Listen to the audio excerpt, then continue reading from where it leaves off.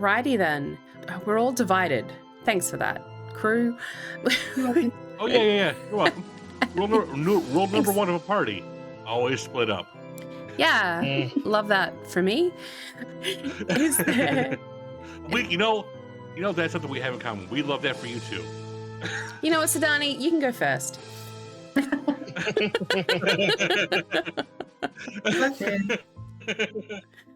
Alrighty, so Sadani, you have just had a couple of rather revealing conversations. You've just had one with Florence, where you questioned her on what she did and why you saw your past lover's spirit. And Florence has shared with you that for you to see that spirit means that she still lingers in the mortal world, and her suspicion is that the spirit is trapped here and cannot move on. So you have that weighing on your conscience.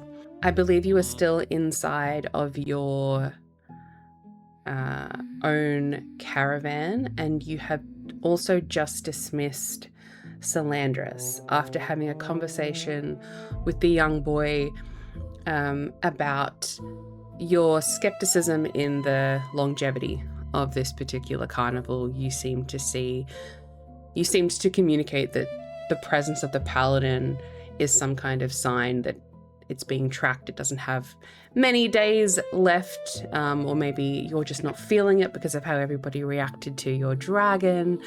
But you did have a conversation with 𝒂𝒉𝒉 about an exit plan. And on the back of that conversation, 𝒂𝒉𝒉 has just shared that he quite enjoys the carnival. He'd prefer not to go, but he will follow you wherever you lead. And so that is also on your mind. As you now find yourself, it wasn't a heavy episode at all for you. No, not at all. I mean, see my former dead former lover. Have a talk to my adopted son. Yeah, it's fine. You're fine. So what do you do? It's probably about all of you are sitting at around close to midday of day one at this point. So Sadani, what is your next move? Fuck this, I need a drink. And he leaves his caravan and goes towards goes to one of the carnies that's still working there, or that's still around setting things up. Whoever that may be. Would you beeline for a goblin, a human, or a drow? Either a human or a drow. Alrighty. Let's get a drow in action. We saw a little bit of them last episode. Drizvin, a tall, proud drow. He will be he doesn't like to get his hands dirty. He's more better as a scout. So he's kind of walking the perimeter, keeping an eye out on things, pacing around the carnival grounds. Hey, so how do things look? Everything looks in order. The jump went well, the whole carnival moved, nothing's been left behind, and no visitors from outside of the walls yet. We're doing well, sir. Wonderful. Is there something... I know you... Yes. I need a drink. The stronger the better. It's been a morning already. He kind of raises an eyebrow and looks at you and goes, "You're asking me to fetch you a drink, sir?" I'm asking if you have any good stuff stashed away. A different type of question. For sure, if you would accompany to mine and my sister's caravan, we have some good Fae stuff. Wonderful. Please, lead the way. Very well. And you make your way back to the area of the carnival where everybody's personal caravans are. Drizvin walks up to his. They've just got quite standard caravans from the outside. All the carnies' caravans don't look as ornate as the three of yours, reflecting your own personalities and styles. But he gives it a bit of a tap, sees if his sister's there. No one answers or makes a noise, and he walks inside. And as soon as you walk inside, I'm not sure if you've been in his caravan before, but you would notice again that inside is very, very dark. There's almost a little bit of a moistness in the air. There's about half a foot of what looks like mist just rolling around on the ground, and everything's kind of lit by almost like some small permanent dancing lights as opposed to any kind of candle or torch in this space. It's a little bit gloomy, I would say, is the vibe. And he kind of throws open a chest, pulls in, grabs a dark pinkish looking bottle and hands it to you. I believe this may take away some of your worries, sir. Wonderful. Glassware, 2. 1 for me, 1 for you. I don't drink whilst on duty, sir. You'll share 1 drink with me. Roll me a persuasion or intimidation check. Dealer's choice. We'll go with persuasion. He's not being mean about it. How's the 27? Oh, that'll do it. He'll be like, very well, sir. It is midday. It's very well. He pulls out 2 beautifully ornate glasses. He kind of pops the cork of this. It's like a wine type bottle. And he pours you a glass. As it kind of hits the bottom of this glass, it fizzes a little bit. And you have this, dark pink mauve liquid. Sadani raises his glass towards the draw and says, "The Spider Queen." Yes, a big, wide grin on his face appears. And he goes, "To the Spider Queen." And you chink glasses, and he very contentedly takes a big swig from his glass. I take a sip from my glass as well. And as you do, it's warm, but it doesn't burn. It's smooth. It almost tickles as it goes down your throat. As you put your glass down in front of you, you're going to see tiny pink motes of curling, almost like mist itself, spiraling from your hands, your hair, your clothes. And so for the next hour, because you drank this drink, you're going to kind of be illuminated in this soft pink, unfurling, mystical glow. That's fun for you. Wunderbar. Wunderbar. I would probably also say that... Let's just add more shit. Let's just add more shit. Because it's so beautiful, I will give you, over that course of that hour, you will have advantage on all performance checks. Awesome. Yeah. I love that for me.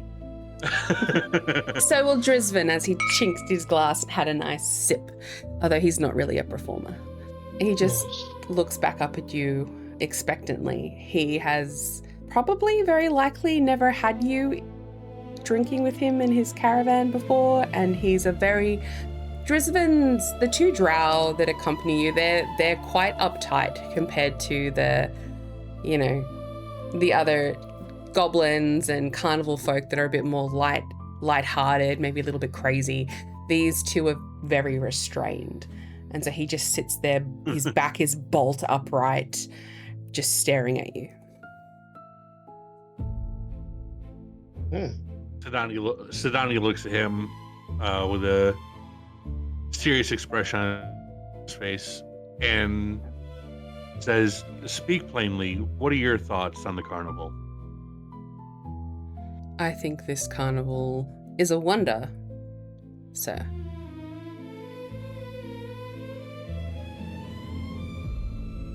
I do an insight check. Sure. Well, that didn't do shit. 12.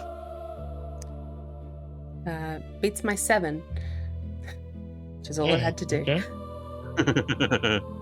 Behind the general serious, no-nonsense-ness of this guy, I told you my words would be amazing tonight. I am delivering. He... Capture delivery. Not bad, kid. Give yourself a break. No, not bad at all. He's not lying. He's telling the truth. He does think the circus is a wonder. He definitely has other feelings. He's just a man of few words and is quite blunt. Might take a little more wine. You could try to outdrink him. I don't have the constitution for that.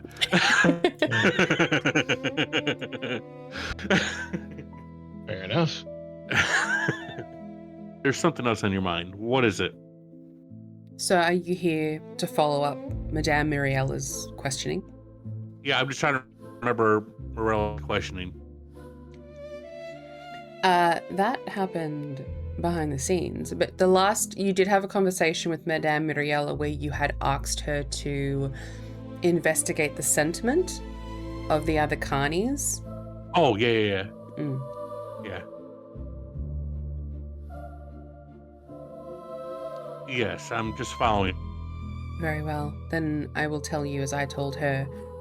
My sister and I, we both share the same concerns about the ability of an outsider to infiltrate the carnival grounds whilst inside of our pocket dimension, sir. Now we can speak plainly. I've been having thoughts about that as well. Do you have plans to up security, sir? I would very much like to, but as you can see, we're already stretched thin as it is. Indeed. What I would like to see, or at least this travel, is less of our, shall we say, normal exploits, and have this perform exactly as it shows as a carnival. If at the very least I would like to shake this tail, so to speak. You know, get the focus off of us. Thoughts? As you've been talking, he raised his eyebrows, questioning, and then as you continued, his brows began to furrow, the lines in his forehead getting deeper as he's taking in what you're saying. You see he's attempting to understand it, but there is something that he is struggling with in your suggestion. And he says, so we are to simply put on a show, Sir Sadani. The other aspects of our work, the perks, you could say, are to be denied to us this jump. I'm saying that apparently we have a target on our back. I would like to lose that target. We can't very well keep doing what we're doing if we're constantly being chased, can we? Do you think some of the less restrained members of our troop will be able to carry through this order? Not everybody is of stronger stock. I know of one in particular that's going to be very, very difficult to convince that this is but that's my cross to bear. I'm asking for your assistance. I will assist Sadani, as will my sister. Our offering to Lolith will simply have to wait until the next jump. Loth will understand. I surely hope so. To the Spider Queen. If she has anything to say, tell her. Yeah, I know. And if she has anything to say, tell her to come talk to me. He takes another swig from his drink. Goes a little bit pinker.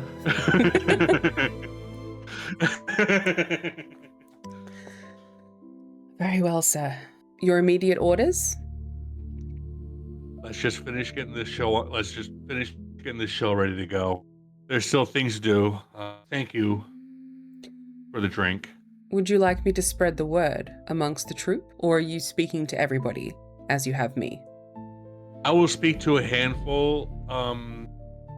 Spread the word to those under you, and obviously your sister as well, so she understands. And I will start having this conversation with the others as well. Very well.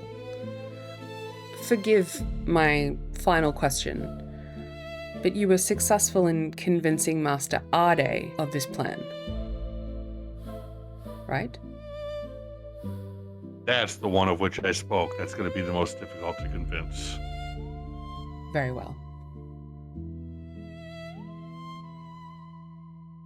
But my hope is if I can get the rest of the carnival on the same page, I may be able to convince him if he's the only holdout. Very well. Today's activities will proceed as planned.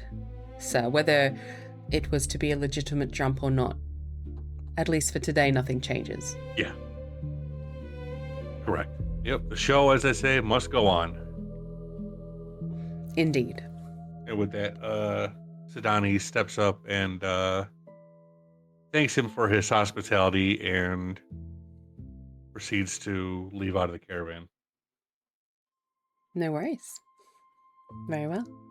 I think because we're all apart, instead of doing big chunks with everybody, I might just make it a little bit choppy so we all have kind of like smaller interactions until you're all back together, or at least a couple of you are in the same place. So we might just cut from there, just that we can whip it around to people. Yeah.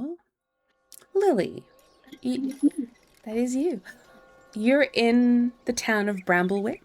You just met Cleric Marigold and her children. You have a lovely basket of herbs and fruit as you walk through the town. Where was your next port of call? Jeweler. You were going to the jeweler. It was. Mm-hmm. I'm still convinced this whole town is a honeypot, so I'm alive, alert, awake, enthusiastic. I don't trust this place.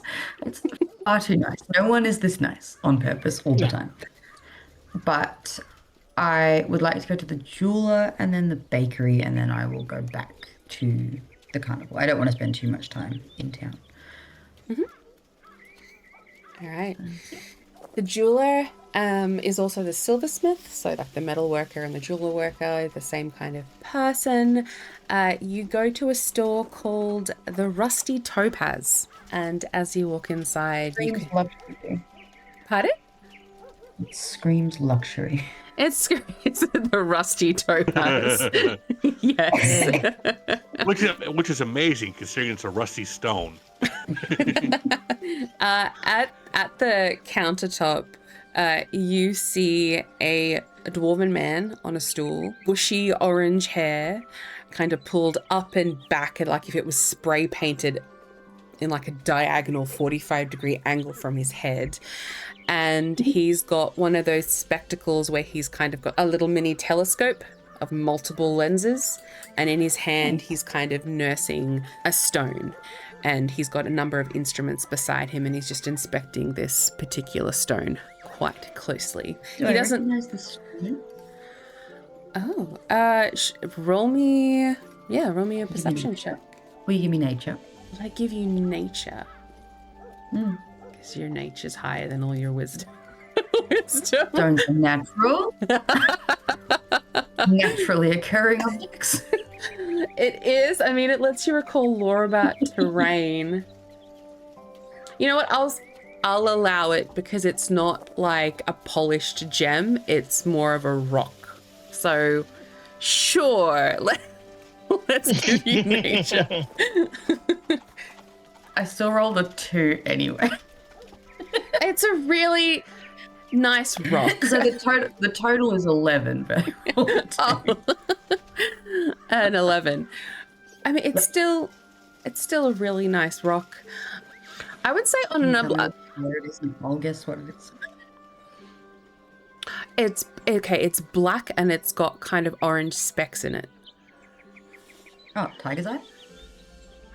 No. Oh, well. I don't know what it is. I would say on an 11, the black of the rock, like given that it's a rocky structure with stuff inside it, is obsidian. And then there's little flakes of other stuff inside. I will kind of look about the space patiently and wait for him to finish what he's doing. Or acknowledge that I'm there. He will acknowledge you as soon as you walk in, but he won't look up first. Yes, what can I do?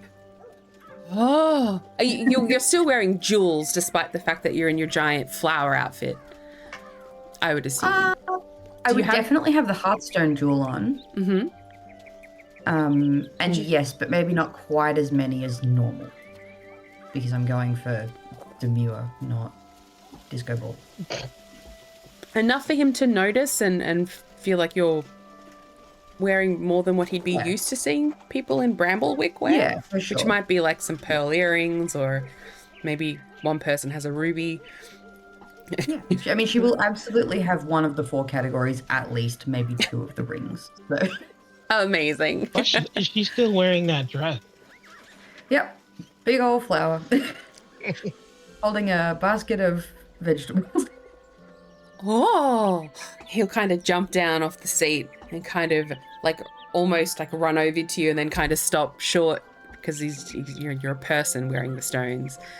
Like, how can I help you? And he kind of you can see he like very quickly puts his hands down by his sides to stop himself from just like lunging out and wanting to pull a part of you so he can look closely at a rock that you've got. Is there anything along the walls, like jewels that are for sale? Like, oh yeah, I would say so. So there's probably like half the cabinet is his work area that faces the front, and then the other half would be like a little glass casing that would have different types of rings and jewels in it. And then behind him are things more like, I mean, it's still a meager town, but you might be able to find like more like a crystal ball, like more items that are made of different types of stone. But the jewelries and the jewelry would be like immediately in front of you. Yeah. Okay.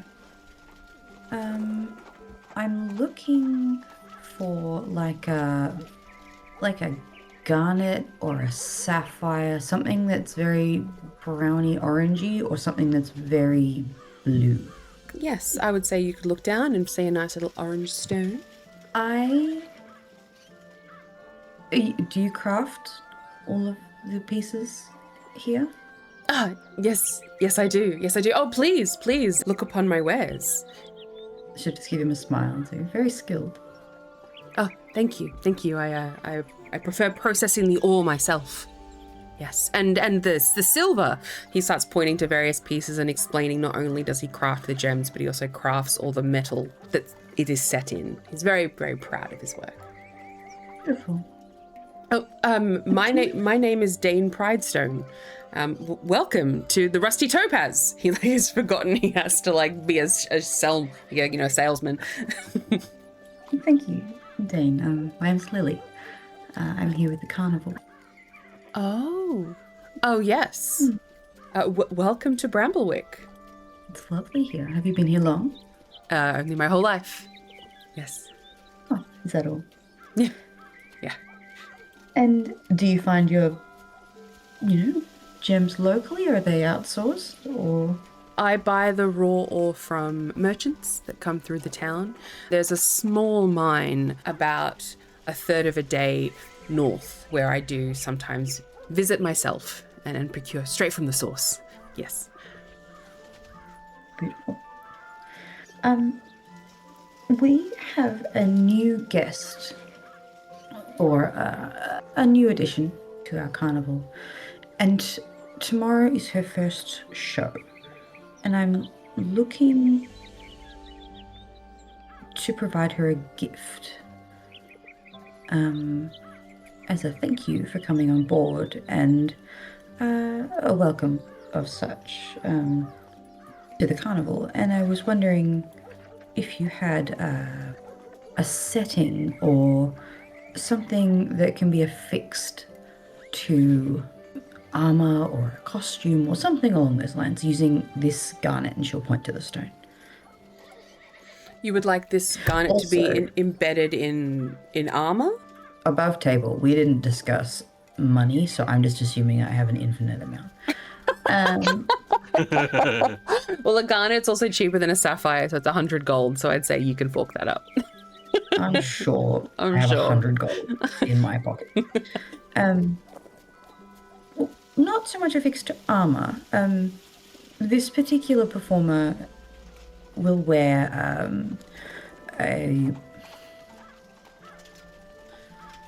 the best way to describe it? It's a leather chest piece, which I know sounds a little bit suspicious, but it's not. And I would just like to be able to maybe affix it to some of the buckles, or just something where it can be front and center for them. I can certainly affix it in some kind of, yes, maybe some kind of clip. Leather, did you say? Like a harness? Is it a creature, perhaps? It is a creature, not a humanoid like myself. Do you have the leather harness already? I can very, very highly recommend the town tailor as well. He is masterful both with fabrics and leather working. Please believe me, I'm not saying, I'm not trying to take advantage of you by telling you to go to another place as well. I can definitely affix the stone in any kind of What I'm thinking. Yes. Thank you for your recommendation. The carnival does have tailors. Of course. But what I'm thinking is maybe a chain of sorts that can just be attached with the setting in the middle. Yes, by all means. And he kind of points you to a part of a part of the display case that has several different sized chains. Now I would say that they're all the thickness that are like a humanoid might wear around their neck or their wrist, not the creature that you are very likely talking about. Which he doesn't know. So he's like, oh, yeah, of all of these, we've got bronze, silver, I would recommend. The gold ones are rather expensive, but you did say silver. Can I recommend this one? He pulls out a beautiful silver chain, probably about a quarter of a centimeter thick, which is like the thickest one he probably got. Yeah. Did you say that there was someone who can do works with magic or enchantment anywhere in the town? Magic or enchantment? Enchantment. I mean, we don't really have need for that much in Bramblewick. The magical needs are either handled by the church or our town herbalist. She is a druid, but I'm not sure if her skills would extend to... It depends. That's okay. To imbuing this rock, perhaps. I think perhaps if you could set the stone in this chain, yes. that would be lovely. No enchantment required. Just gotta finish off this little piece of work, and then I can have that done with you within a couple of hours, like before nightfall, if you return. That would be wonderful. Thank you. Are you happy for me to return and collect? Oh yes, please. Please. So that would be 100 gold pieces for the garnet and an additional 20 for the chain. I'm sure I can afford that, right? Surely. Oh, yeah, no worries. We rich? We're a bunch of thieves. Surely we've got gold falling out of our ears. He kind of eyes a bit of the shinies that you've got on. He goes, I am also open to a barter. Oh. Is that so? Lily's gonna hand over the 100 gold, or the 120 gold. And then she's going to just peruse for herself and see if she can trade one of her current shinies for a new shiny. Very well. What would you like? A tennis bracelet. Sure, you can have a tennis bracelet. I have a gold bangle that's set with opals. Can I trade that for a tennis bracelet? Sure. Yeah. Oh, very well. Yes, sorry. Would you like this now, or would you like to collect it with everything in one go? I would love to wear this out.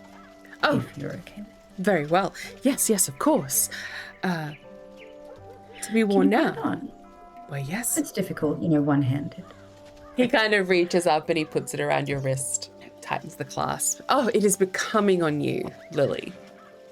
She just admires it. It is, isn't it? Thank you. I do hope we get to see you at the show. I wouldn't miss it. I think everyone in the town will be there at this rate. see you perform. Wow. Okay. If you like those rules, you should definitely come to the show. His eyes kind of go wide. Definitely. I will come to the show. Mm-hmm. And she'll just I shall you'll ever see. take one last kind of look around the shop. Pick up her basket, look at her tennis bracelet. And she'll say, I will see you this afternoon. Very well. And she'll You too. step out and head back to the carnival. Mm-hmm. As you step out And the if no one else is looking, she's looking at the way that these like tiny gems catch the light. Only if no one's looking. It's like a magpie. As you exit the store, Mm-hmm. roll me a perception check. Oh, I'm so good at those. Natural 20! There you go. Oh my goodness. I can take a Roll photo of them. it rolling in D&D Beyond. What a use for a natural 20. You kind of do a little bit of a scan as you close the door. You kind of take a beat and kind of look around the town because you are, as you've mentioned, you're a bit suspicious of everybody. And so you just make sure everybody's going about what looks to be relatively normal business post-parade.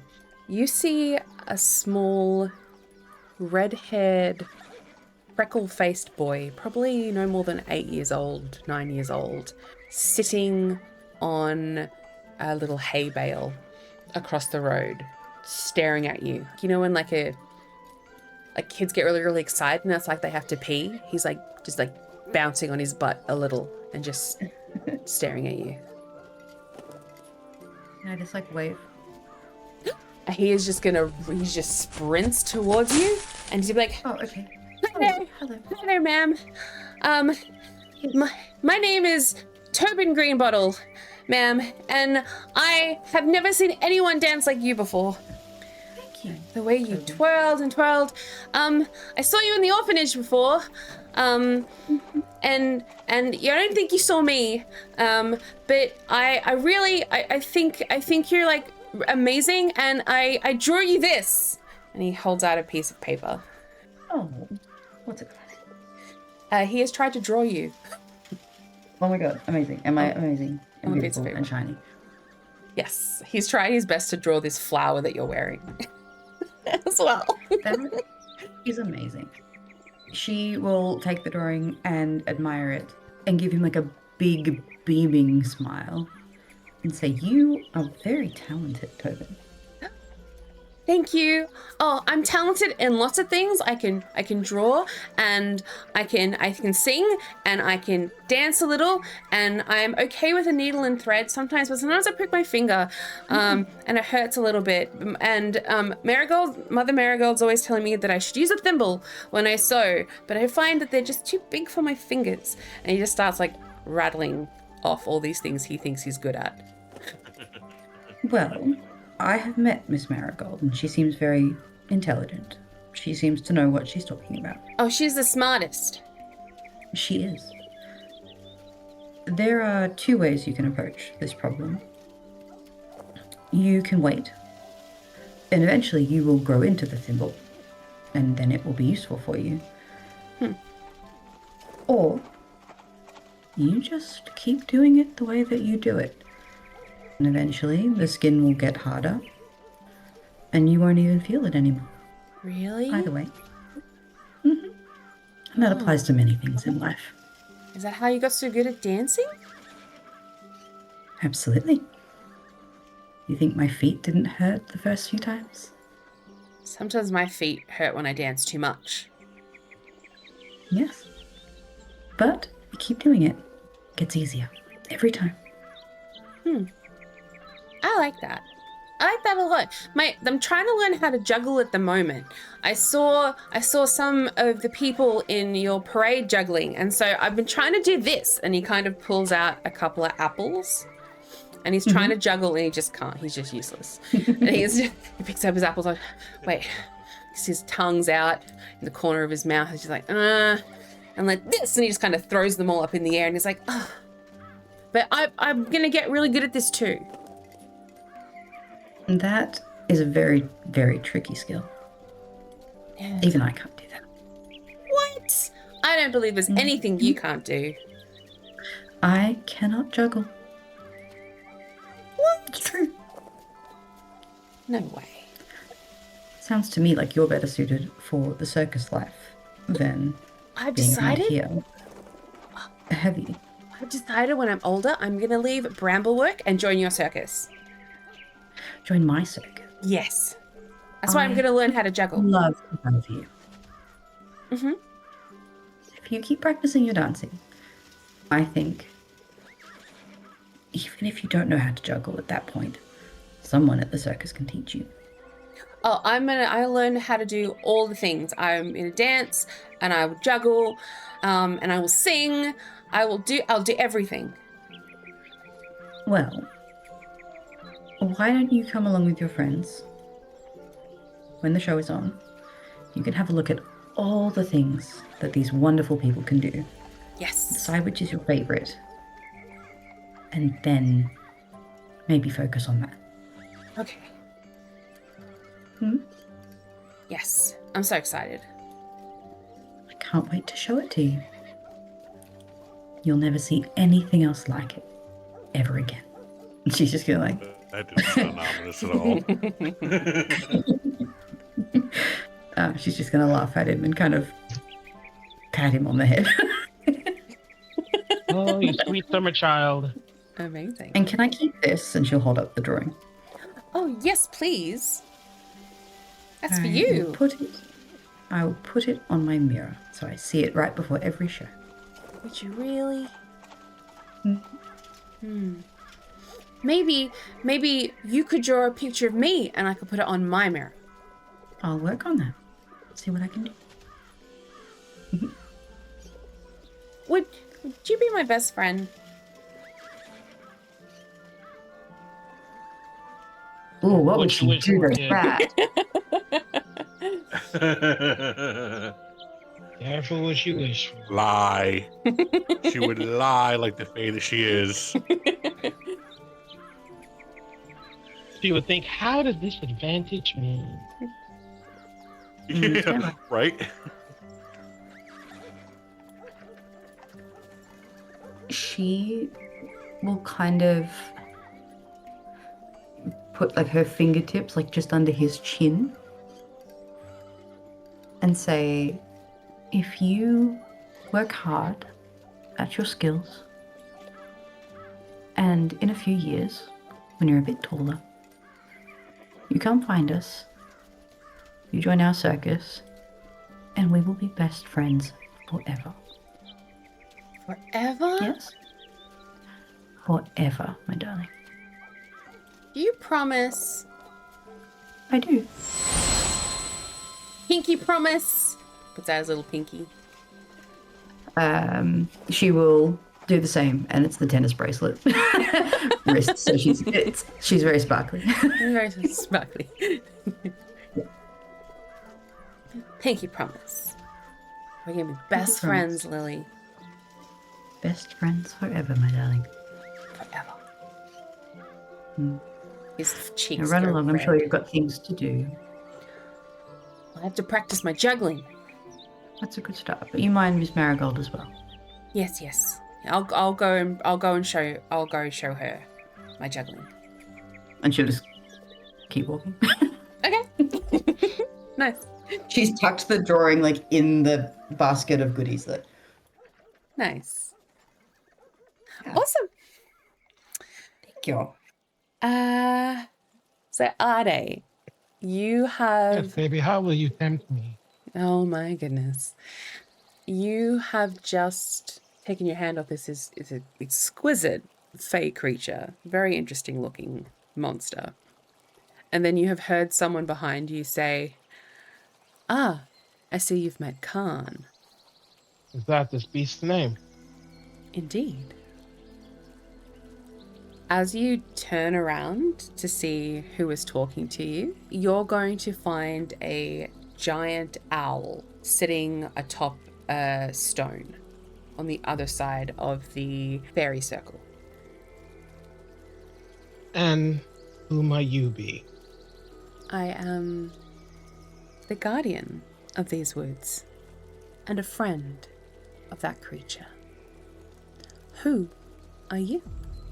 Just a wanderer by. Just a wanderer. Nobody of any significance. I saw the creature and I didn't know what to make of it. I felt some things I haven't felt in a long time. What did it show you?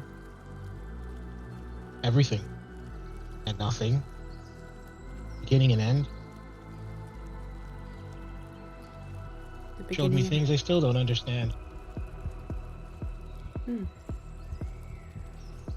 Not fully. You wield magic? I have an understanding of it, yes, in its natural form, I do.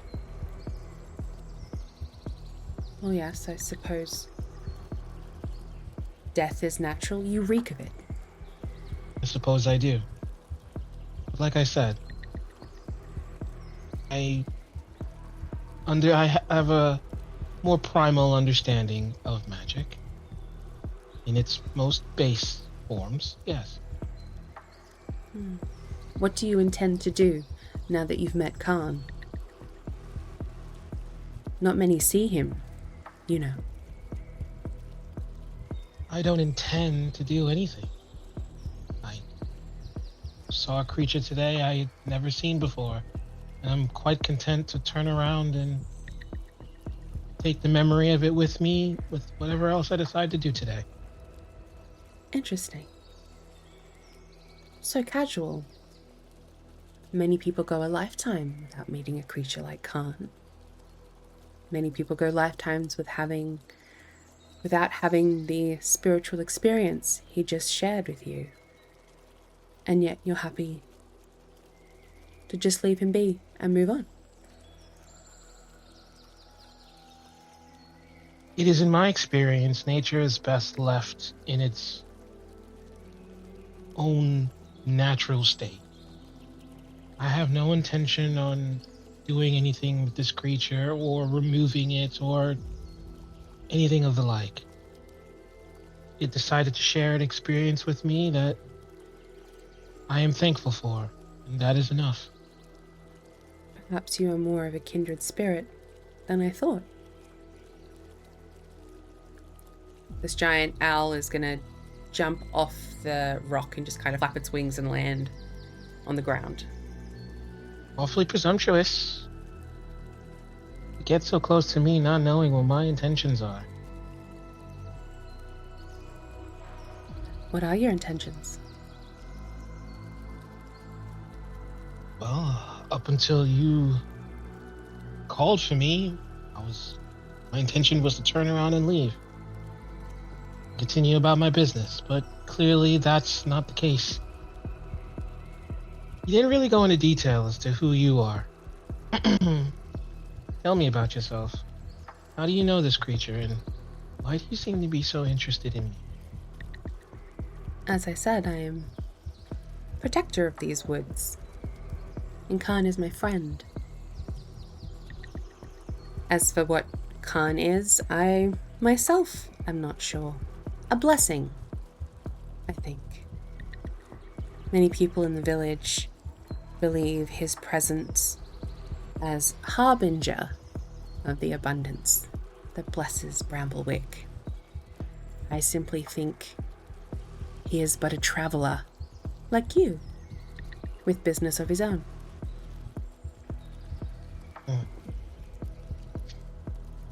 What is it about this Bramblewick that makes it worthy of such abundance? The air is thickly sweet here. Sun shines so bright it hurts my eyes. I'm not used to it with the places I've been. We don't have to always question what is good. Sometimes it is nice that things simply are. Bramblewick is a pleasant town that hasn't known much hardship. I think I would like it to stay that way for them. Ade kind of grumbles under his breath, like, hardship is how we test who and what we really are. Like, if you seek to protect it like some sort of overbearing mother, then that's your business. Do you not like the town? I don't like many towns.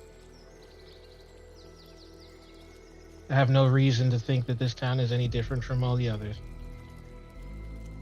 Why do you not like towns? Because they're infested. Infested with greedy, selfish creatures that seek nothing more than to take advantage of nature's abundance. So does it trouble you that Bramblewick is not like this? I simply do not know it well enough to make a more educated decision as to its worthiness. But you assume hate. Why?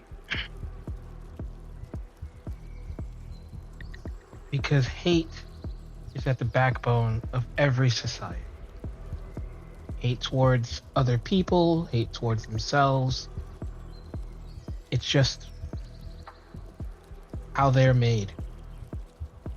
But you speak of things that are natural being good.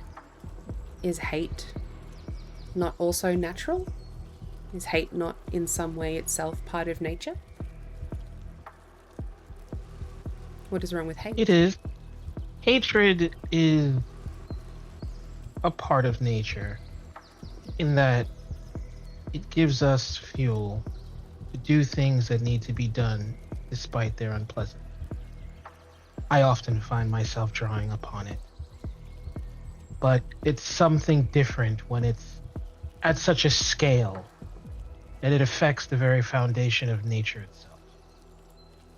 Do you believe that nature hates civilization? You would have to. After all, it sent me here, to this place. I don't understand. It's probably best you don't. Why? I have a purpose. Purpose that hopefully you will never find out. But it is anathema to civilization, towns, much like this one. I don't have to look up what anathema Requires- means. Yeah, What does that mean, babe? Oh, hate. You Loathing. can't yeah. fixate. Oh, so you're basically telling her that you loathe towns and... Okay, yeah, sorry. Please continue. Civilization and all that other stuff. God, fuck my flow up, kitty. God I'm damn so it. sorry. It's fine. No, it's fine. It would probably just be best that I'd be going. I wouldn't want to ruin such a lovely day out here in a place like this.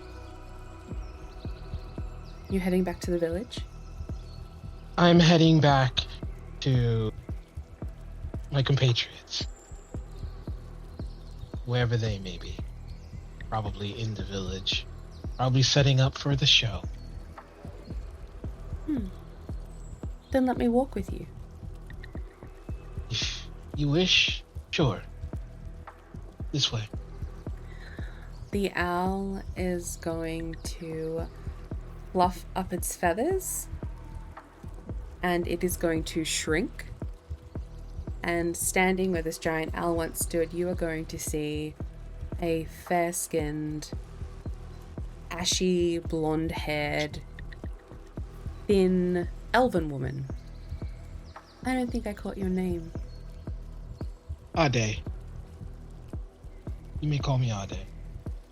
She's gonna roll insight on you. Mm-hmm. I will need you to roll. If you want to try and disguise what I heard just in your grunt, which I assume is disappointment, maybe disgust in her turning into a humanoid, not being an owl. You will need to beat a 17 on a deception or persuasion if you don't want her to noticeably infer what that means. Oh my god.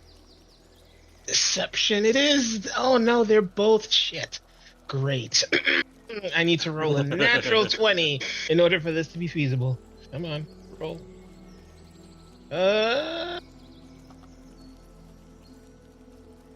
Don't know why I did it twice, doesn't matter. 6. 6. She will just continue walking towards you and be like, is something wrong, Ade? Did you have to choose that form? The owl? I'm assuming the owl changed form to the elf, right? Yeah, the owl turned into an elf. Yeah, so... I'm basically asking, like, did you have to choose that form? Wait. Is this your natural form? Yes. She gives you a smile. It disgusts you. Just wasn't what I was expecting. Either way, it doesn't matter. This way. Very well. And the two of you will start walking through the forest together. In the background, you kind of hear a little bit of crunching and crashing as this creature takes a few big strides to follow, and then you hear it make no other noise. If you do glance behind you to have a look, it is gone. Where did he... Is he still following us? He might be. He might not. He is as changeable as the seasons. Okay. I should tell you that his appearance at the carnival might shock some people. So I need you to be aware of that. And unfortunately, with the nature of the carnival, it'll draw a lot of attention to have him traipsing about. I don't think that will be a problem.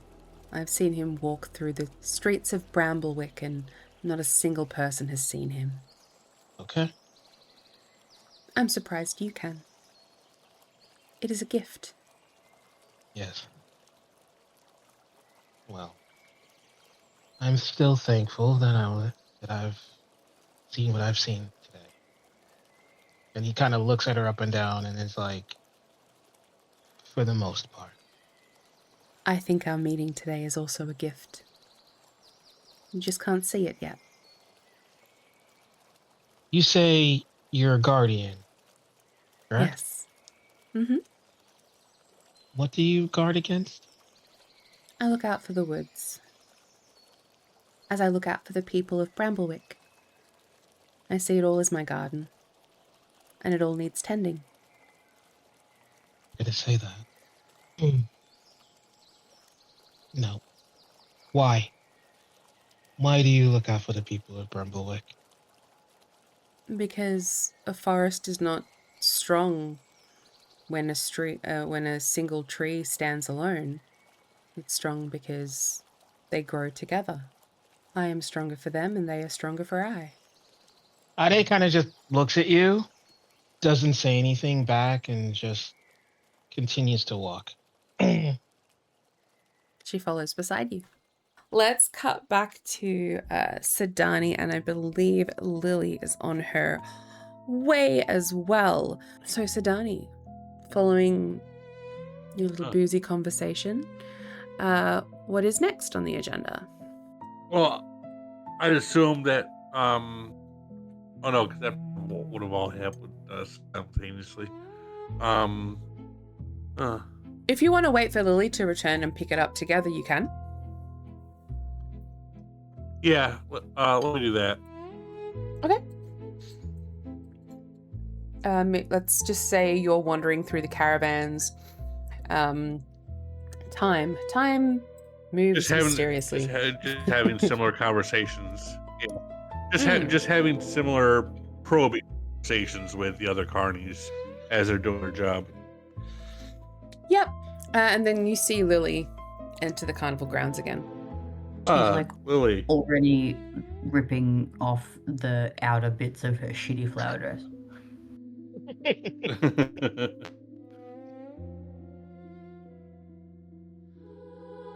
What, too much for you?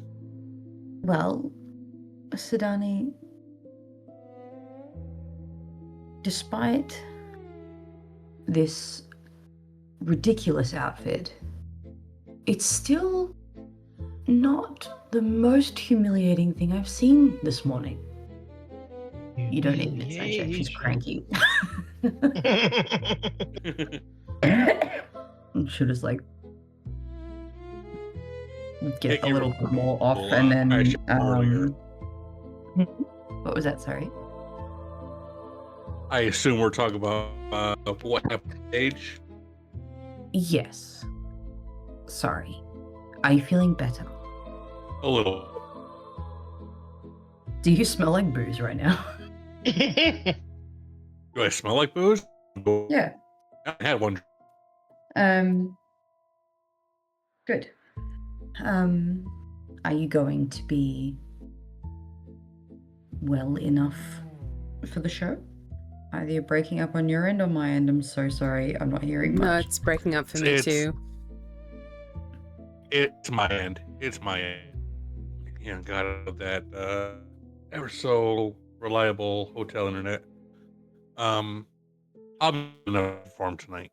The show, as it must go on, and he says that he bows huge flourish in typical showman behavior. Lily is going to give you like a straight deadpan, like she knows you're full of shit. And that doesn't work on her. The show must go on. Like you know that. I know you say it, but you know it has to go on. Correct? He lets out a chuckle. You should mention. Are we cutting out real bad? Funny you should mention that. We need to talk. Why? Oh, I don't know. Just random paladins showing in camp while we're in our pocket dimension. Well, she's gonna like hand him the basket.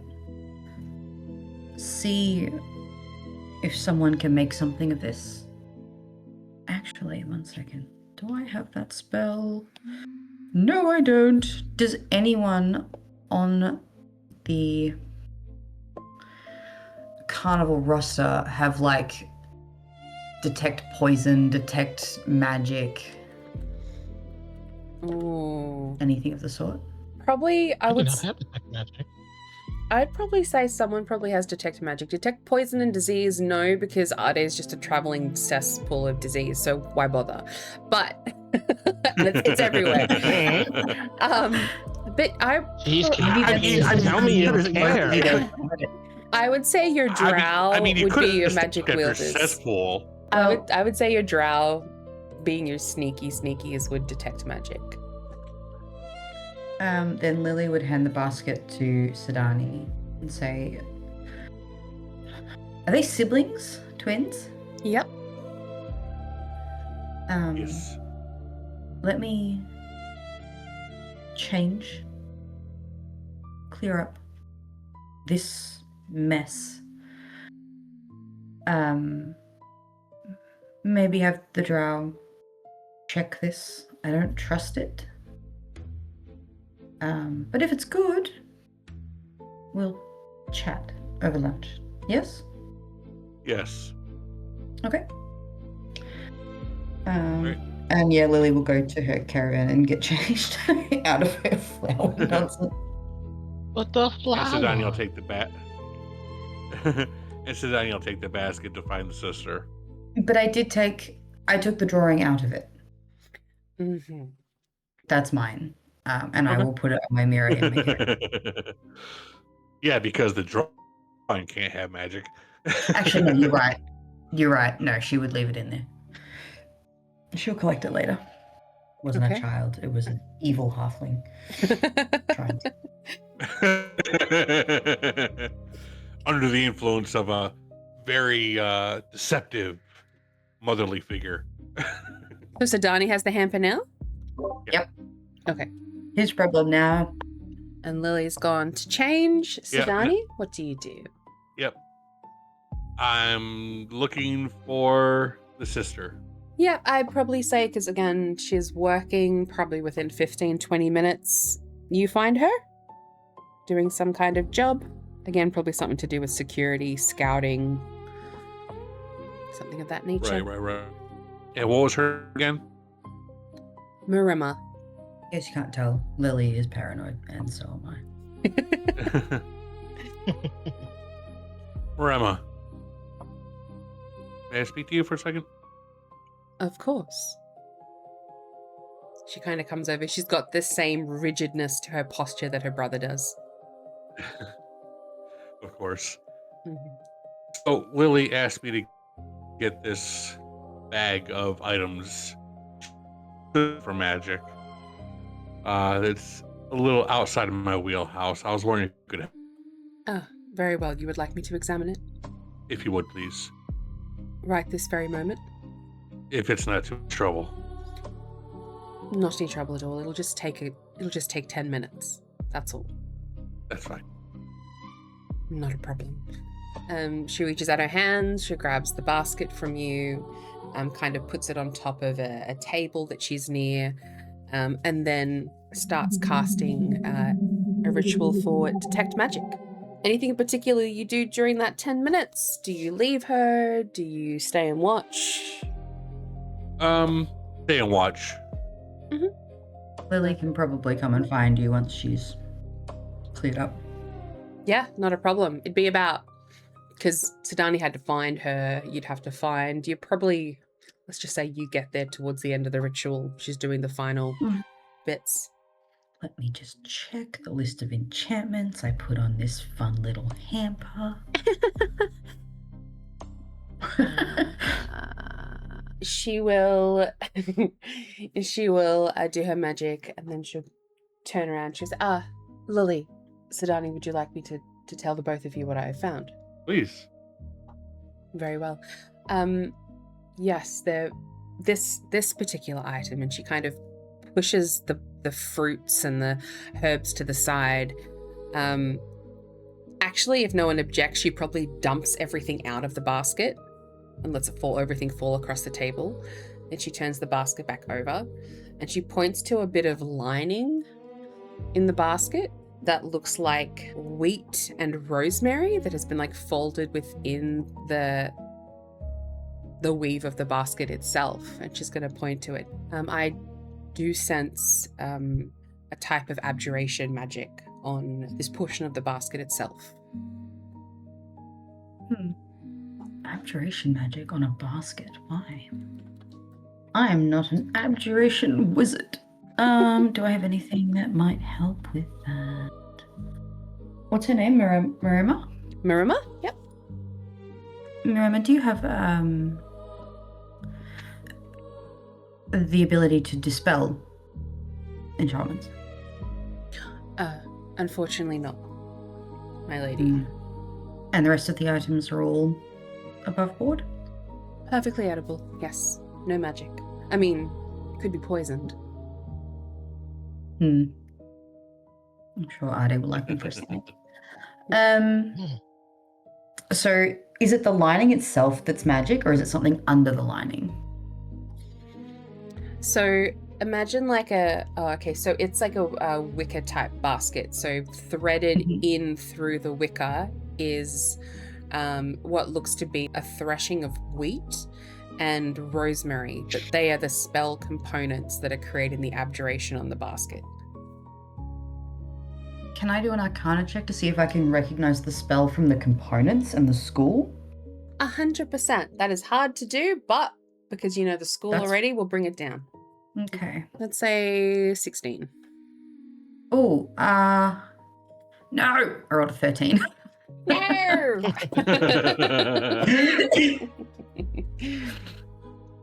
I'm a +9. Hang on, wait. I may have a thing. I do. I have a tactical mind. When you fail an ability check, you can expend a use of second wind and roll 1d10 and add the result to the ability check. So I rolled 13. Yep, you just 16. I just need to roll a 3 on this d10 to get it, right? Come on, you can do it. Need to roll a 7! 1. Yay! I rolled a 7. Amazing.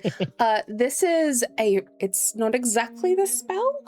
So it's a protective charm that's been woven into the basket itself. Very similar to the spell protection from evil and good. Okay. What? What does that spell actually do? Okay. I don't think it would do anything dangerous. But we might just feed the cube to be safe. I love this cube. It's the best thing ever. Everything just goes in the cube. Garrick. Everything. The basket. Lily is probably like twice a day chucking something suspicious in the cube. Like, it's a fat cube. It's like a cat with too many treats. Ade is like just wondering to himself, like, why doesn't my cube ever get hungry? It's so fucking weird.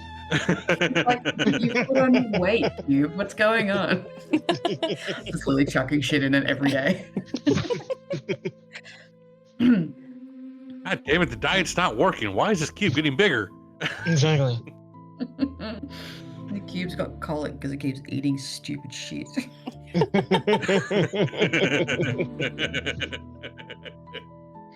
Amazing. All You hear right. it moaning in the middle of the night. Speaking of moaning, you walk past Rotten Snot, who are in the menagerie, in order to dump the basket into the cube. They just kind of moan at you as you walk past.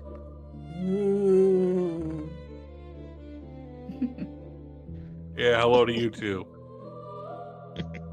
I drew a These craft days, I on- gotta work on getting them a sister at one of these days.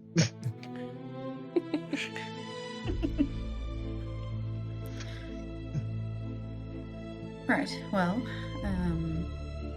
now that's sorted, do you want to discuss whatever it is you want to discuss? Yes, shall we go to the tent? Have a modicum of privacy? Yes. Let's. So you're going into the big tent, big top? Do we have a shared? I want to say office, but office is probably the wrong word. Oh no, it is like an office. Yeah, you do. Yeah. Like it's kind of like where management hang out before the show or when you've got your own work to do at desks and stuff. Yeah. Let's just go there. All right, so you walk past several carnies on your way into the big top. You can see that there are goblins doing rigging. Lily, you kind of give a bit of a glance up, as you always do when you enter the big top, just to check the heartstone's still there. It's fine. And now you're like, it's the right color. Yes, all good. Clocked. And then you make your way into the offices and you shut the door behind you. And the two of you are inside this lovely wooden lamp lit space. It still has the giant table on the front with several maps that you did not choose last time, Lily, of different locations for the jump. Nice. I'm just gonna sit on one of the desks and patiently wait for Sadani to voice his concerns. So I'll get right to it. Please. Things are getting messy. We now have a paladin following us through the Hearthstone. Into a pocket dimension. We don't have a paladin following us anymore. We had a paladin fall through. Semantics, Lily. I don't think it was on purpose. I don't think he knew what he was doing when he found it. Well, he knew who he was coming after. That's true. You know, that much was painfully fucking obvious, thanks to Ade's absolute love of setting off, you know, nuclear bombs every time we leave a town. Well, What happened to being quiet, getting what we need, being quiet about it, not drawing too much attention, but drawing just enough that it's easily written off as just a coincidence. Now we have plague bombs being set off every time we leave town, and all it's doing is drawing more and more attention to us. Well, you seem to have thought about this quite a lot. Do you have a solution for this problem, or are you just venting frustrations at me? I What is have a your solution. You're not proposition? gonna. I have a solution. You're not gonna like it. Ade certainly not. Well, let's hear it. Let's have this run of the carnival just be what we say it is, a carnival. Put on a fantastic show, get all the energy we need to travel, to hop back into the pocket dimension. Mm-hmm. We can do it with wow and wonder just as well as we can with fear and pain. This is true. And then what? Then we lay low for a bit. We don't lay low. We can't stay in the dimension for too long. We need to hop back. Well, I understand that. If we can let this show go without a massive nuke being set off in town the moment we leave, and without a pile of dead bodies being left in our wake, Lily's gonna look next at time you somebody like, comes, well, that's on you.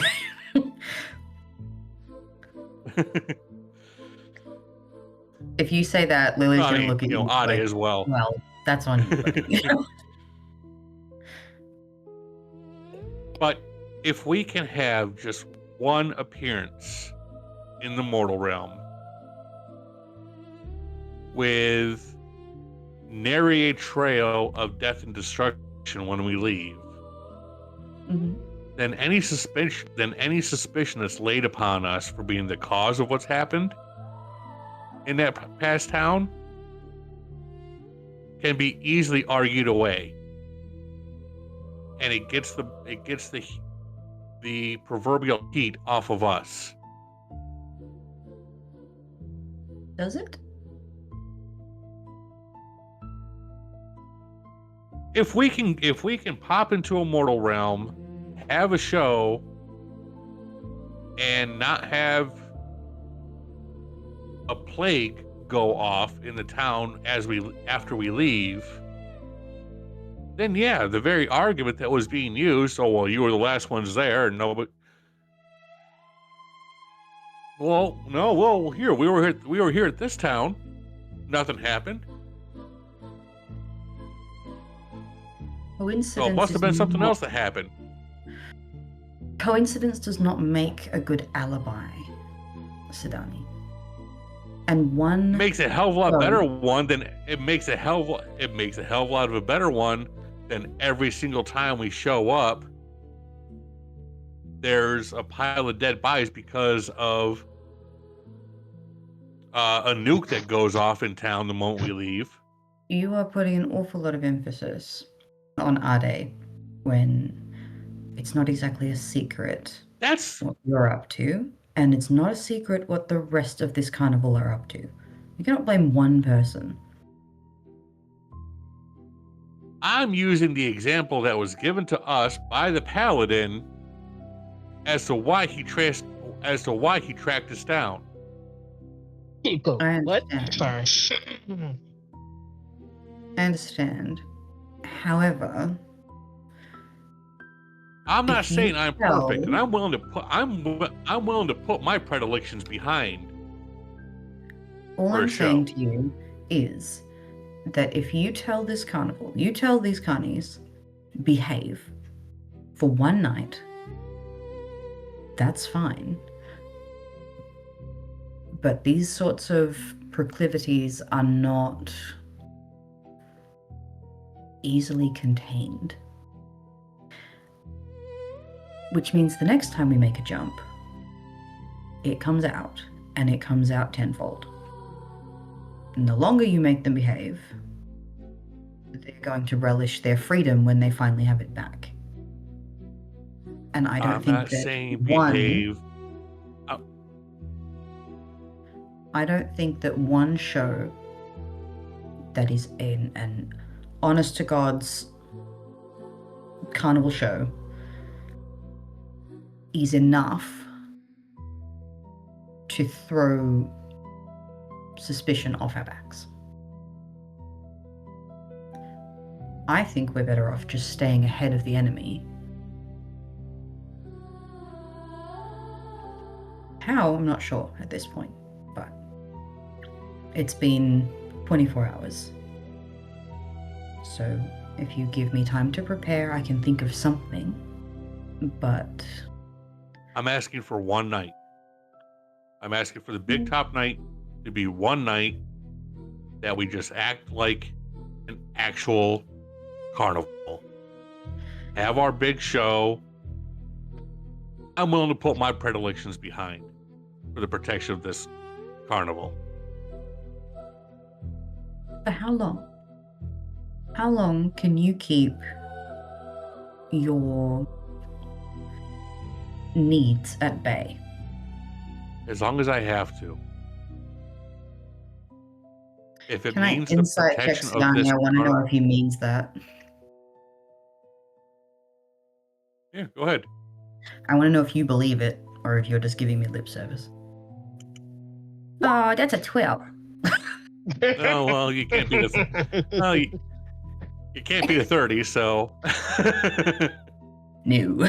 No, I cannot. Okay. So you genuinely believe that you can just stop whenever you want? I believe it so much you believe it too. No, because you're not trying to persuade me that you believe it. No, fair. I'm trying to determine whether you believe it or not.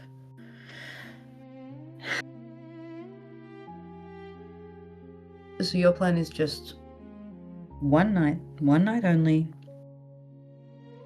regular circus, and then back to business in Yes. 2 days' time. Yes. Hmm. If we can at least establish a presence in a town where nothing happens, especially a town like this where it's generally good people, where it's genuinely good people, or at least it seems as such. There are genuinely good people in all the towns we visit. And we've never been picky about it There before. are, but there are and there aren't. Yes, that's how cities and towns work. I understand that. Just give a bit of a smoke smile. But you also understand exactly what I'm talking about. I haven't seen a single trace of, we'll say, tomfoolery, fuckery about. So now we're picky and choosy about who... What's that? So now we're picky and choosy about who suffers at the hands of the team? That we have an entire village willing to sing our praises of how good of a show we had performed, and not a single bad thing happened to that town. That goes a hell of a long way to establishing a damn good alibi that we are nothing but traveling performers. Okay, let me put it to you this way. We visit a town, and after we've left, there are no reports of anyone having their hands cut off.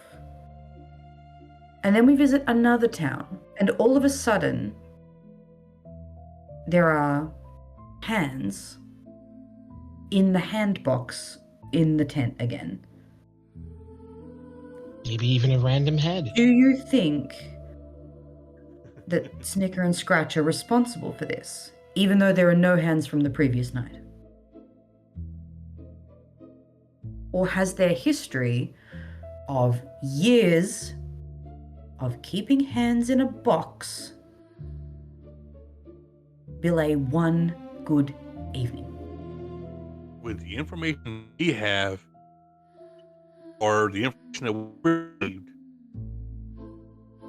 all we have is one instance or one coincidence of appearing at a town before a plague off and destroyed the entire town after we left. We've had no other attempts of being tracked down before this last jump. Yes, because we are careful. So we can. So if we have this jump off without a hitch, without a plague bomb, without a pile of dead bodies, without a bunch of missing hands, and we jump out with nary a thing happening to the town, then that's only two jumps that we've been tracked to. With only one, something happened that we can easily chalk up to a coincidence to say, hey, no, look, we were just at this town and nothing happened. What happened at that town previous has nothing to do with us. We don't know what happened. We're just performers. At this point, you're going to hear two heavy thuds on the door outside. Who is it? I have the supplies. What? Oh, good. Come on in. Ade is there. We're going to Yeah. say that Ade has dropped Willowmere off at the village because some time took with the ritual and the finding of the drow, and just to have you all in one place, Ade is here. Yes. I have the supplies that we need for the beast, as well as whatever other provisions. Am I interrupting something? No, actually, you're Somebody just in talks time. sense into someone. I'm just not sure who it is at this point. Okay. Lily What- will gesture to All right. Sadani to rattle off his spiel. In short, to the best of our knowledge, we are being tracked. And We- somehow it'd be able to be. Hold on. We And, were and being in some tracked. form being. That the tracker is Well, now we don't- dead. Okay, and whoever sent him could be following him. He seemed we just as killed- scared to see us as we were to see him. I doubt whoever sent him. It's endemic. meant to. It's endemic of a bigger problem. Problem, you say? The problem is first the fact that we were able to be tracked into the pocket dimension is a problem. The second, people are starting to look at us and suspect that there's something more than this. What's going on? Now, Right. we've been able to. It's so far, to the best of our knowledge, been contained to one instance of one town. But if people are tracking us and following our exploits, the next town we visit, or even if the same thing keeps showing up over and over again, everywhere we go, every single time we go there, it's only a matter of time before it's not just one rogue paladin, but an entire Ringmaster, legion of them. do us both a What- favor and get what- straight to the point. What are you asking of me? My point is this: I'm asking for one night. One, where we put our baser desires aside and let this be exactly what we had advertised it as. A carnival of wonders. Now, We get what we you need for the say- Hearthstone. You say put our baser desires aside. Which ones would that be? Would that be the vampire killing and eating people? The ghosts bringing up the memories and thoughts of the dead? Or whatever it is you do? Which one? All of it. Myself included. Are you offering yourself to Lucian for his evening meal? I'll just point out that Lucian is the one person that disappeared into the village during the parade. Yeah, Lucian's already gone and done dastardly things. You do know that's where he is right now. Probably in some brothel having himself an entire buffet. He also has darling Christina coming to the carnival this evening, I believe. Oh, delivery and a smile.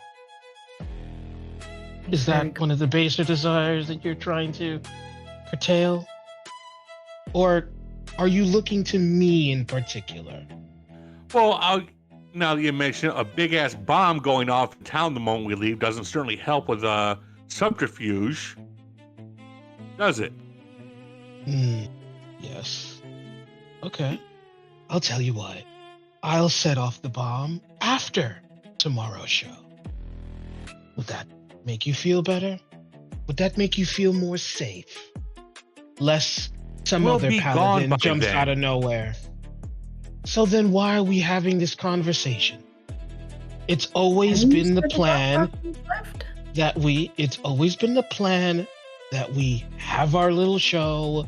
You get to go and satisfy whatever desires you have for being a showman. Lily gets to go on stage and look like Lily, and I get to set off my bomb after the show. Do you think my desires are just to look like myself? I am quite often scared to think about what your desires are. Good. Keep But- it that way.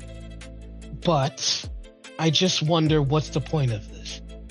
The plan was always to have our one night to get everyone's attention, do whatever it is you do with the Hearthstone, and then I get to do what I do afterwards. How is this any different?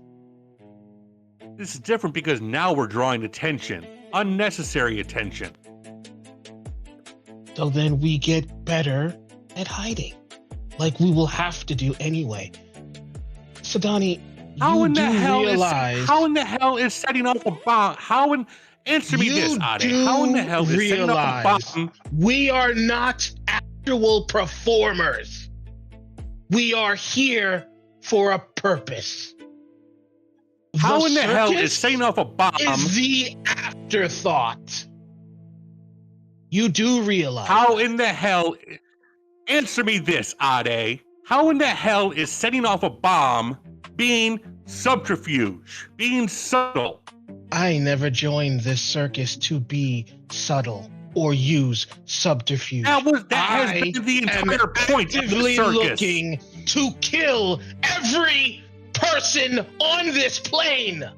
And you know this. Just because it's become inconvenient for you changes nothing. So, if you want to have your day of playing pretend and being the ringleader and putting on a show, have it. But you will not take what my mission is away from me. And he walks away. Well, that went well. Oh, but it went about as well as I expected it to. Yeah. So now what? Everyone else behaves but Ade? Or we think smarter?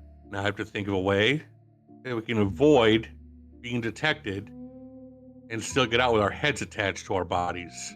And with that, he leaves the office. Very well. Lily's just gonna like lay all the way back on the desk and thunk her head on it.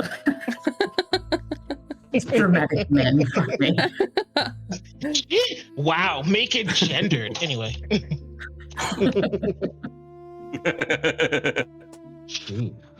Ade, where do you storm off to first? I go to my tent, expecting to see rotten snot and my cube, because I'm genuinely concerned that I haven't fed him in days, and he seems just fine and normal. Well, you did feed him an entire paladin the night before, so... That's right! Okay, never mind. I'm not concerned about the cube. But I am going back to my, Menagerie. my tent. And I'll sit and brood and think about that fucking elf. I don't know what to make of her. I have to sit and ruminate and think about her. Okay, so you're just taking a moment in your menagerie amongst all your animals and dead things. Yes. Yep. And it's in this moment I forgot to actually not have a creature for the show. So I'll have a slight mental breakdown while in there. I don't have a creature. You have your basil. You have I have a pebbles. fucking creature! You have pebbles. Yeah. Guess Pebbles will come over and kind of like if you slump down by the side, exasperated and just wanting to go into like a reverie, Pebbles will come out of their enclosure because, you know, like they just pretend to be enclosed really just for people's illusion of safety. And she's just going to kind of curl up next to you on the ground. Good girl, Pebbles. Papa just needs a moment. No, he doesn't say that. Please have him say that. Oh, God, fine. Yes, then he says that. Papa just needs a moment. And leaves it at that. Very well. Sadani, where do you storm off to? What do you do next? I go to my special friend in the cage. Yes, so you kind of just Shit. move to another area of the big top, the back in the corner. Oryx is there alone. Salandris is not here. Perfect. I don't think Salandris is gonna like what happens next. Okay. It's not ominous at all. Sadani walks in the cage. The Oryx. She kind of shakes her head a little at you. I'm giving you what you want a little earlier than promised. Her eyes kind of grow big as you say that.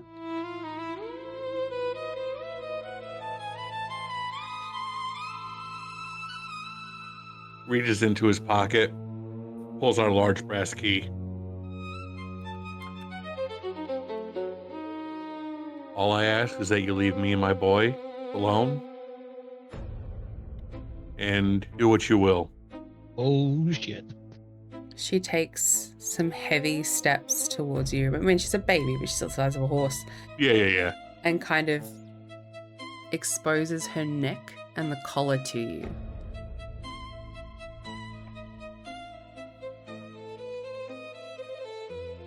Sadani places the key into the lock, and before he turns it, do I have your word? I never wanted this for you. You stare into one of her big blue eyes that's down beside you as you kind of reach and hold this key in front of the lock. Ask her that question. My word is more true than yours.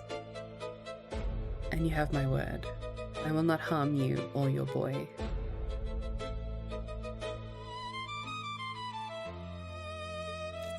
Click. The collar falls You're to the free. ground with a metallic clunk. She tucks her wings in really deep, like she doesn't fully trust that you're not about to do something, as she takes a step outside the cage. That secretive thing you did a couple of episodes ago, I assume that's gone, right? She's not about to explode. Oh yeah. Okay. Cool. No. No, that was only for people going into the cage. Okay. Soon as she clears the cage, she is going to dig her nails in and she runs. And Lily, you're going to hear a thunderous galloping down the corridor outside of on the side of the big top, and then the both of you are going to kind of hear shouts and screams as Oryx bursts through the front of the big top, and then she extends her wings and in a massive swoop begins to take off into the skies. Do I hear all that? See any of that? Not unless you were like, if you were just like outside with your basilisk looking to the sky, you'll be like, that looks like a dragon. Yeah, you would notice it once it's in the sky. If you're looking up, you wouldn't see it leave the big top, obviously. Yeah. Okay. Lily would just step out of the office and like follow whatever the noise was. Yeah, as you walk outside the big top, there are carnies, goblins, just all kind of like pointing to the skies, like, what the fuck? They didn't know there was a dragon here the whole time. It was just the three of you and Solandris. As you walk through, Lily, and look up, you're going to hear beside you, almost like you're walking past them and they were waiting, someone say, "It looks like your dragon got loose." Oh, this bitch. I don't know why them fighting just fills me with so much joy. They haven't spoken yet. Just the pure hatred. Like, fucking bitch. I have been just every time, no, see, what it is every time Morella makes an appearance, just Lily's reaction to it is just so top tier. That's what makes it enjoyable. Yes. And it's like I could just hear and see her just being like, this bitch every time. It's a reaction from the fucking soul, I'll tell you that. We can tell. And we're here for it. Lily's going to embody the phrase, "if looks could kill." Mirella, if you are so all-powerful and all-seeing, can't you see that I don't want to be anywhere near you? It is then not a little ironic that you carry a part of me wherever you go? No? I don't mind that part of you, darling. Oh. I just don't want to see your face. Please leave. Surely you have something useful to do. Well, I am here to talk to Sadani. But I'm glad that our paths crossed. I had begun to wonder whether Bramblewick had stolen you away entirely. Is there something you want, darling? Or are you That just darling here? is super forced. Are you just here Yeah. to piss me off? She Well, I mean, to be smiles as you say that. I would not dare bring on your tempest, my dear. I was just merely wondering about you, and then you showed up. You seem to spend a lot of time amongst the villages, more than I had expected. Churches, orphans, such curious places for a collector of souls. Is it? Collector soul. The fuck? Is it really a strange place for a collector of souls? Places where people congregate? Where people put their faith in something they cannot see? Surely you are smarter than this. My mistake, of course, yes. My mistake. You do wear kindness beautifully, dear. It is one of your finer disguises. Wow. I reiterate, Mirella, do you want something, or do you need to go find Sadani? I am merely trying to have a moment with management, as it were, but I guess I shall address my concerns to Sadani. Is that before or after you remove your clothes? Cool. Oh, shit. God damn. I am sorry. Nothing. I wish find out. Ade was there. I wish She's gonna Ade go was find there. Ade. I wish Ade- I feel like, I believe she's calling you a whore.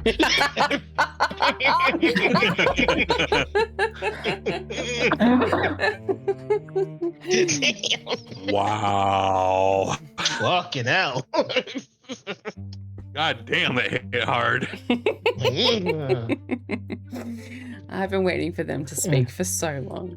I can tell. On the one hand, it's great. On the other hand, Lily doesn't want a bar of her, so it's always short-lived. I know. It's like, let's trade barbs for 60 seconds and then not talk to each other for a week. Amazing. All right, well then, Miriela's going to make her way inside of the big top to find you, Sadani. Have you loitered in Oryx's area? Are you heading out? Are you in the office? Where would she find you? I'm heading out towards my caravan. Oh, okay. So she kind of meets you. But through the back. Oh, through the back. Well, I'm going through the back end. I'm going through the back entrance of the big top. I've already caused enough of a commotion. I don't need to cause more of a commotion. In that case, she might. Let me roll. She might miss you.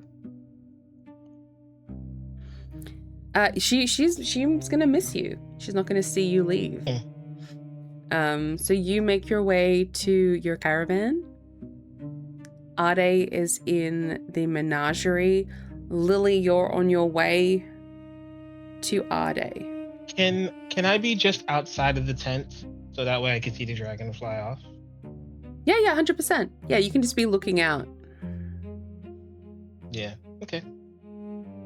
I'm literally looking up at the dragon flying off. Oh, can I notice it now too, if I can follow Ade's line of sight? I think you would have seen it as you were having that conversation with Miriela and you were looking up. That's when it would be starting to move through the air. Cool. Especially when Mirabella says, "It appears your dragon has gotten loose." Yeah. Oh yeah, she did say that. It's literally as it's flying away. And she calls me the stupid one. My God. Oh my god, she was referring to my massive dick. Sorry.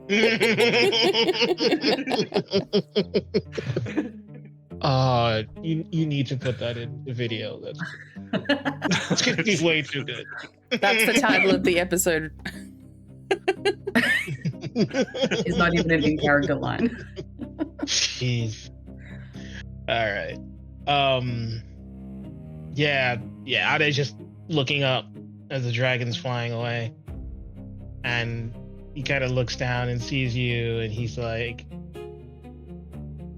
"Did you have anything to do with that?" No. It is quite a sight to see. Ringmaster finally saw sense. Well, did he, or is he going off the deep end?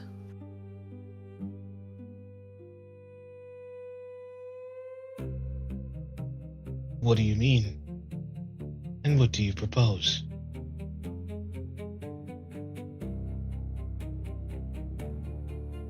I don't trust this sudden change of heart in Sadani. He has brought a dragon into our midst without any discussion, in that he won in a game with obviously high stakes, and we have no idea what he's betting.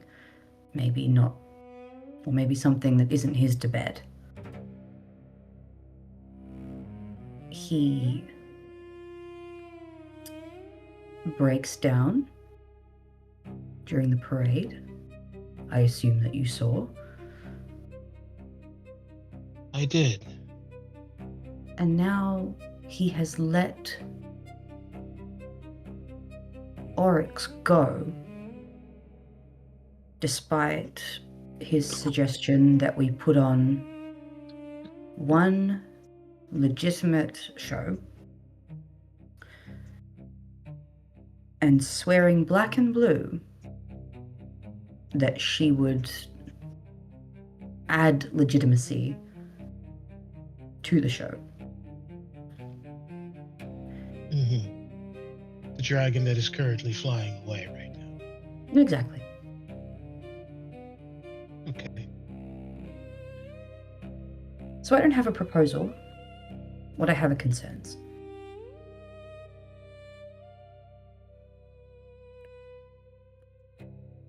I share your concerns. I do. He is fully aware of what we are, yet he seems to want to go against our very nature. To what end, I don't know. It is concerning with how quickly he made up his mind to change the entire direction of this carnival. He believes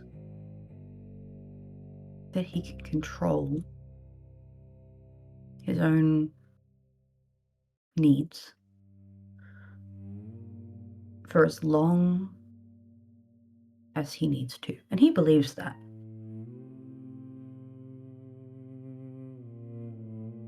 He's either a fool or he's lying to himself.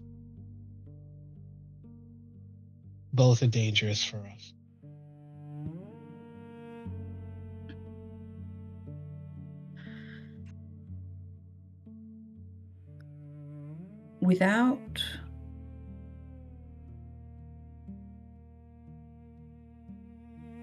Without the carnival as it is now, what would you do?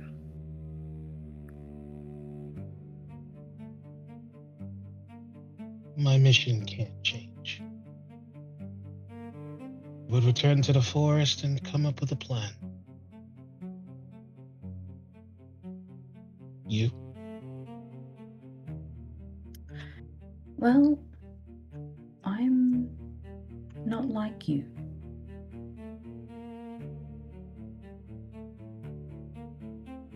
I don't rely on the carnival for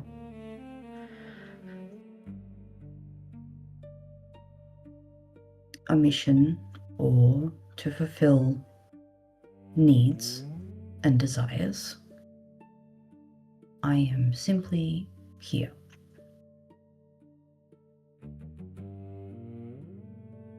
But you're here for a reason.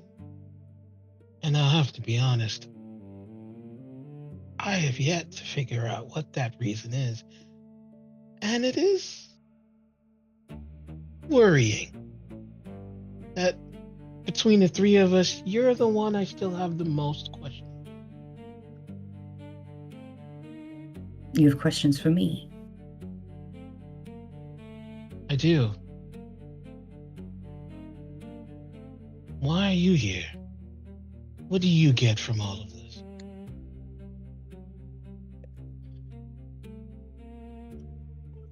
Sadani, he's a shonen. He likes putting on a show. He does other things.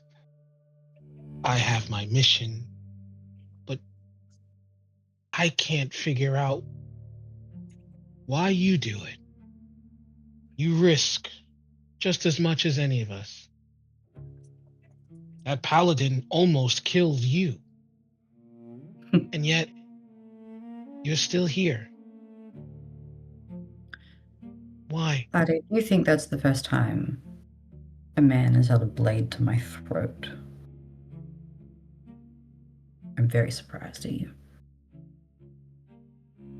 You are remarkably calm about it, yes. I figured as much, but that still doesn't answer my question. What do you get from all?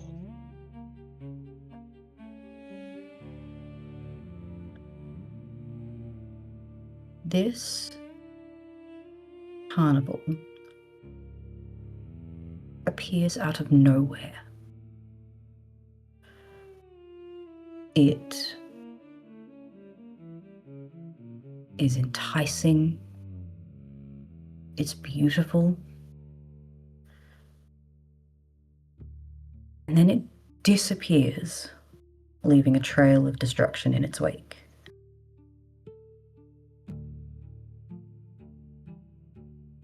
I can't think of a better prank. Hilarious every time.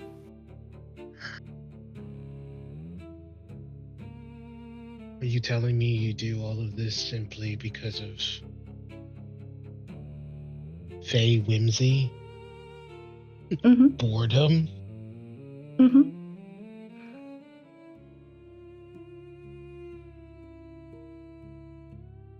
Plus, I do really like to dance. That part's enjoyable. Plus, a cleric gave me a cursed basket today. That doesn't happen in everyday life. That's fun. I fed it to the cube, but, you know. You fed it to... Yes. Do you just throw random things into the cube? Only dangerous things. Ugh. That is bad for its diet for a multiple... It's fine. It's... We will discuss the ramifications of throwing cursed items into the cube a separate time. Oh, it wasn't. Don't be silly. It had a. You just said it was cursed. Yes, it had a protection from good and evil spell on it, and I don't know, darling, if you've realized it, but we are not good. I don't need protection from myself. I digress. Listen, Sadani's on our radar, Good. and I will keep an eye out for him, but it doesn't change the fact we still need him. And although it pains me to say it, and I know somewhere, if he were to ever hear me say this, I will never hear the end of it. But we need him. Me listening The intently. show. Without him, I don't know where this carnival would be. Do we need him? A charismatic bard is a dime a dozen.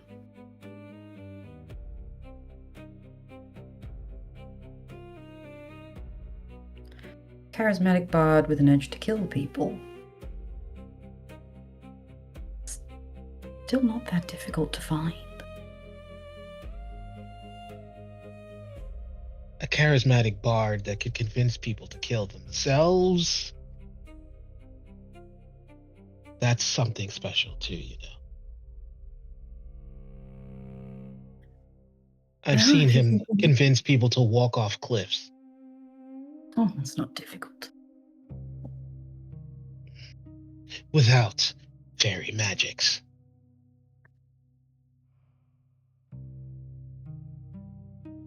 Look, I say, give him what he wants. He wants one day, we give him one day. What happens after that? That's something entirely different.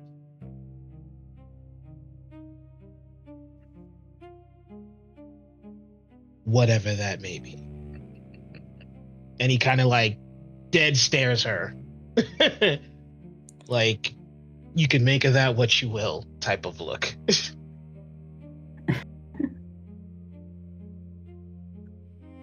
All right. If that's what you want.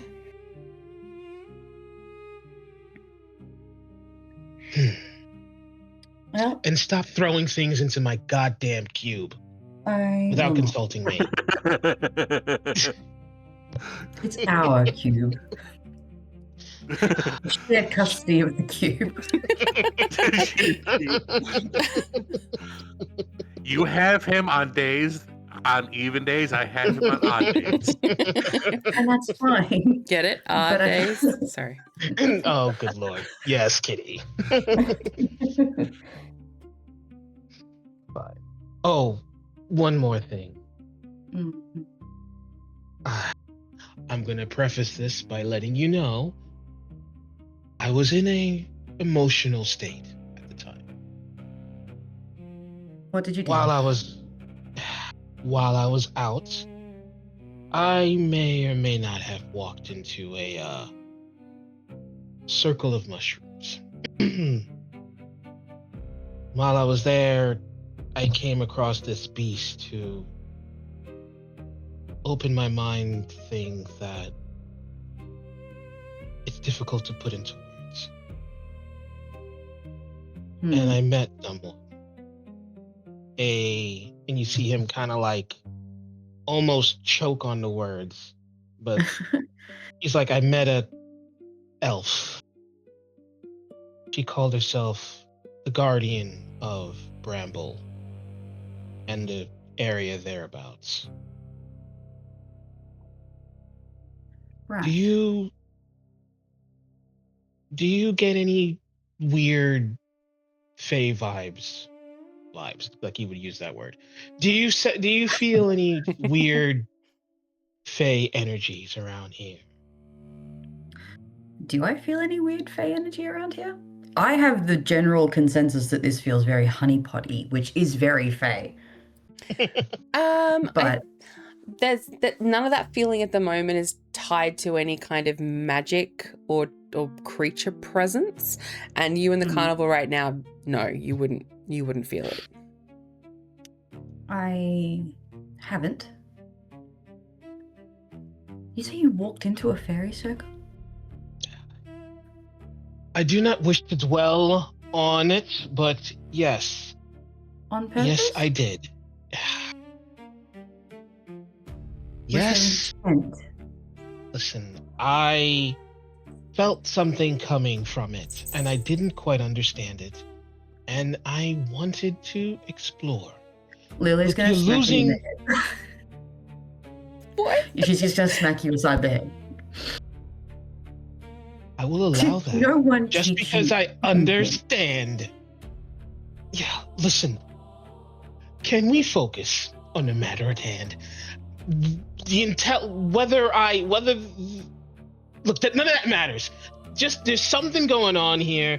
There's a fae that's calling herself a guardian who I'm feeling immense energies from, and I just want to know, what is she doing here, and if she's going to be a problem for what I have to do. Well, if she calls herself the guardian of the woods, yes, most likely. However, if you're following through with Sadani's crackpot plan and behaving for the night, you don't have anything to worry about. I suppose. So if you can maybe just keep your plague in your pants for this one time, we can forget this whole town ever happened. Yes? Do you trust this town? No, I've never known you to be the trusting sort. I'm not. I don't trust any town or anyone. That's why you have a fat cube.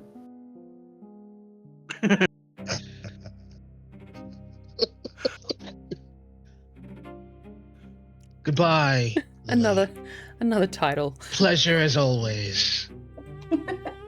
Thank you for voicing your concerns. You could see your way out. Lily does not like being dismissed.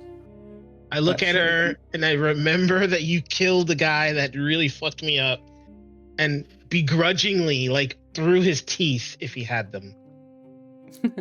Please. She's going to give you a very low, slow, mocking bow and see herself out. Lily, at the mention of What the happened? fairy circles, you would know that these are incredibly rare to find in Faerun. And in hearing about a beast in the forest, assumedly associated with this circle in the woods, you have come across in your recent memory very few other fey creatures that aren't like small little things that shouldn't be of note. It's like you and the hag are probably, maybe that's why you hate her so much, but like you don't come across many other like true beings from the Feywild. Yeah, you could call an elf descended from a Fey, but they're so below you. I'm asking the universe for kinship and they send me a hag. But yes, you would know that this sounds strange and rare. Do I know? I know roughly the direction that Ade took off in. You ask him, he'd tell you. She's not going to ask. You were rude.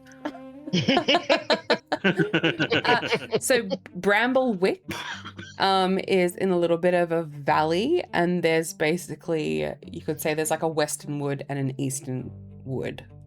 Without asking him, you have a 50% chance of finding the right wood. Of course, though, once you get within proximity, you'll probably have some kind of sensors that start to click onto things, you know? But yeah, if you're not going to ask, then there's basically two forests. She's going to grit her teeth, do a 180,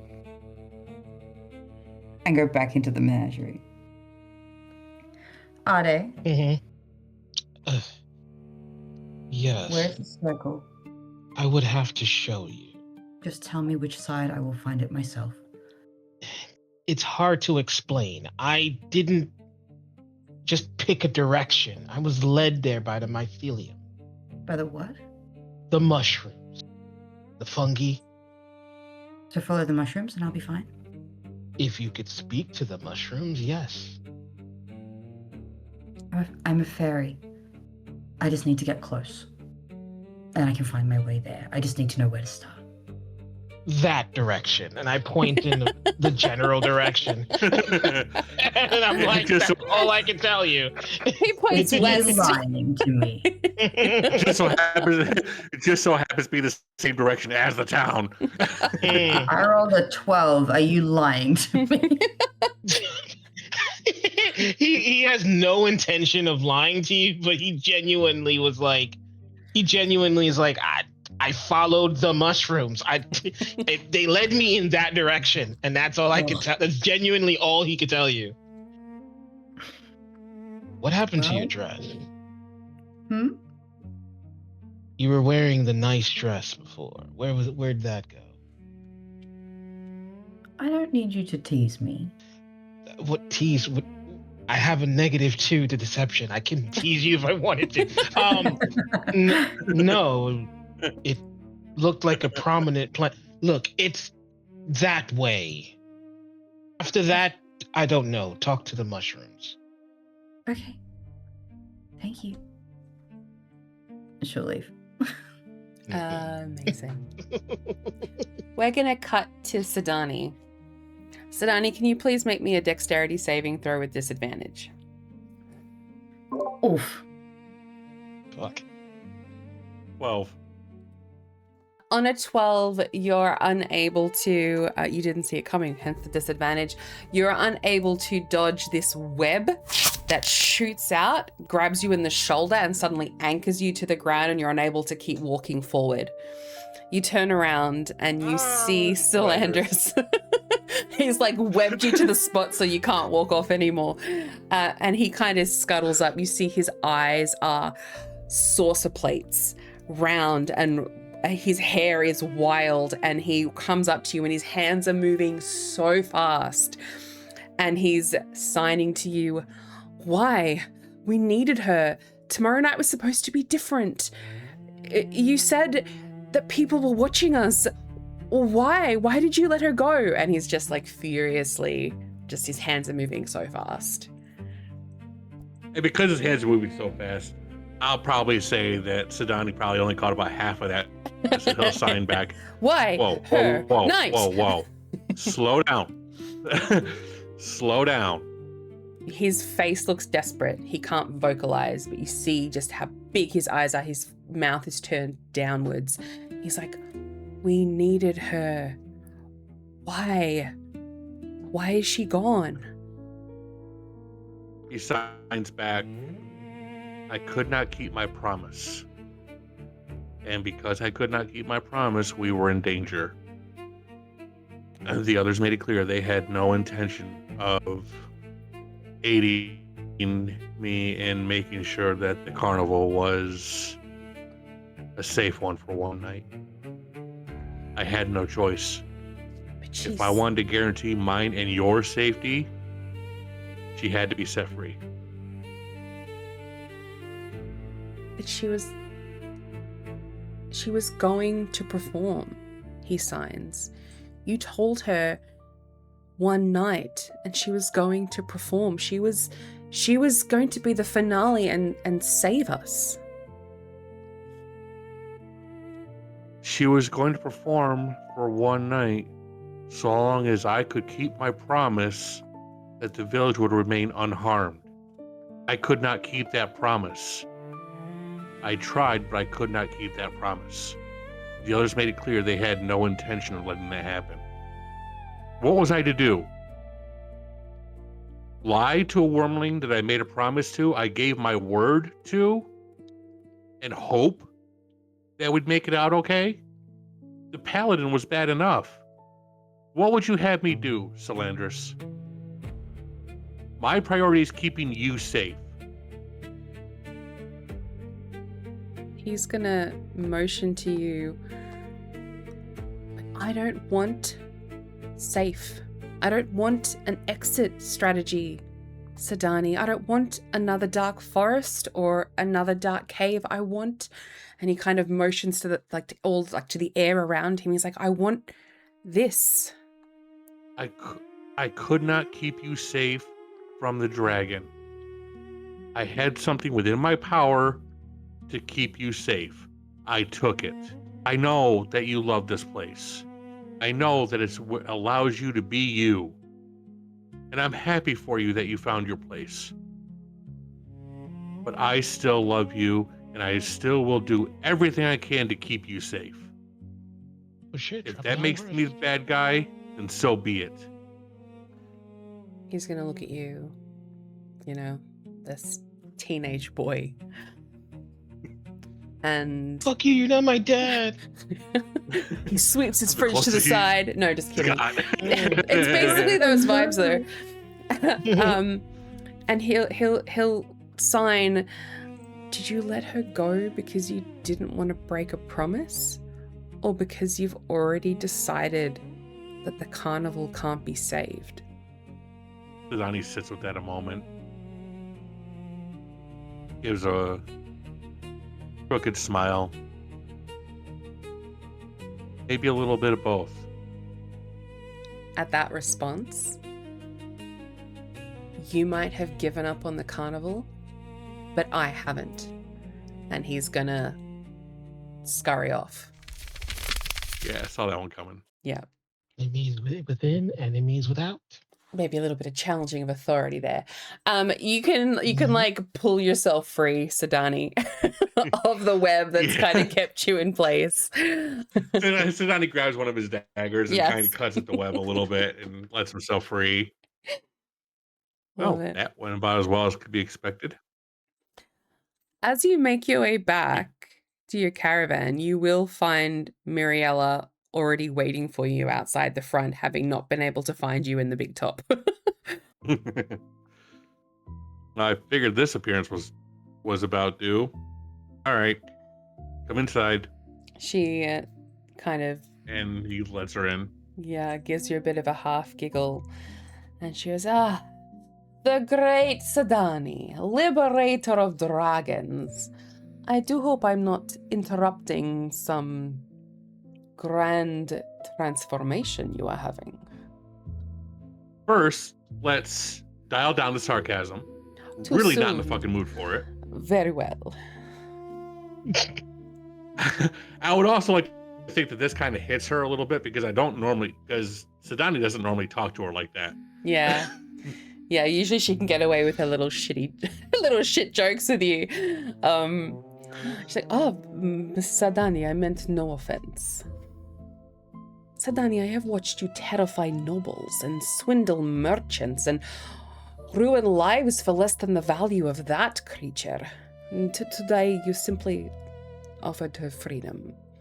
I meant no offense. I made a promise to the creature, a promise I could not keep. I am nothing if not a man of my word. If I make a promise, I keep it. That is very rare in your line of work. I may be a scoundrel, I may be a murderer, I may be lots of fucking terrible things, but I'm also a man of my word. If I say I'm going to do something, I do it. And if I can't, I still try to make it right. That is why I respect you, Sadani. You are the best of us. Am I? I just blew everything up. We have no main attraction anymore. Hell, I'm sure the other two are plotting my demise as we speak. So am I really the best of us? Well, if that is the case, I'm afraid I come bearing some further bad news.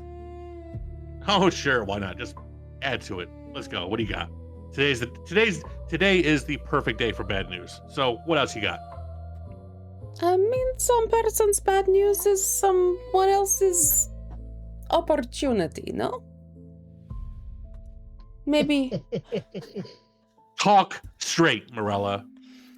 I have spoken to the carnies, like you asked. They are unsettled, you know. The paladin's arrival shook them more than most of them would care to admit. And she kind of, at this point, she sits down and she folds her green, sharp hands across her lap.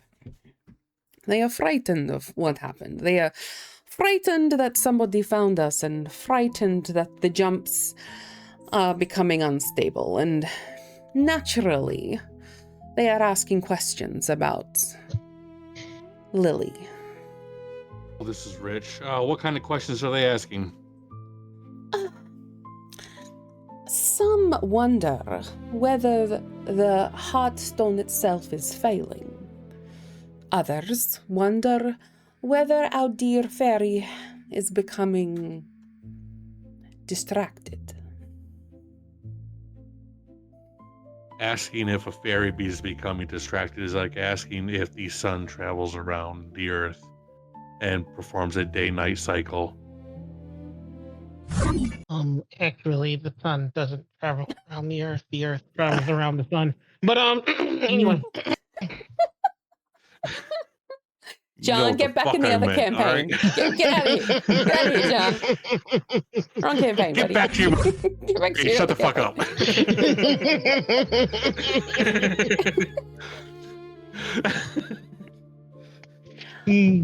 I mean, I understand your point. You're. If this is not the best time to talk, Sadani, I do not mean to further upset you. I'm simply a messenger. And if I may be so bold, you're also trying to exploit a situation. What do you mean? You were more than happy to bring that news about Lily. Well, yes, because you gave me a task, Sadani. I simply serve it you and do my job. Morella, you give yourself away. You started the bad news, or you started the news with, it may be bad news for some, but may prove an opportunity for others. I think, Sadani, that if you feel a mutiny is coming, that this information would help you. The opportunity is yours.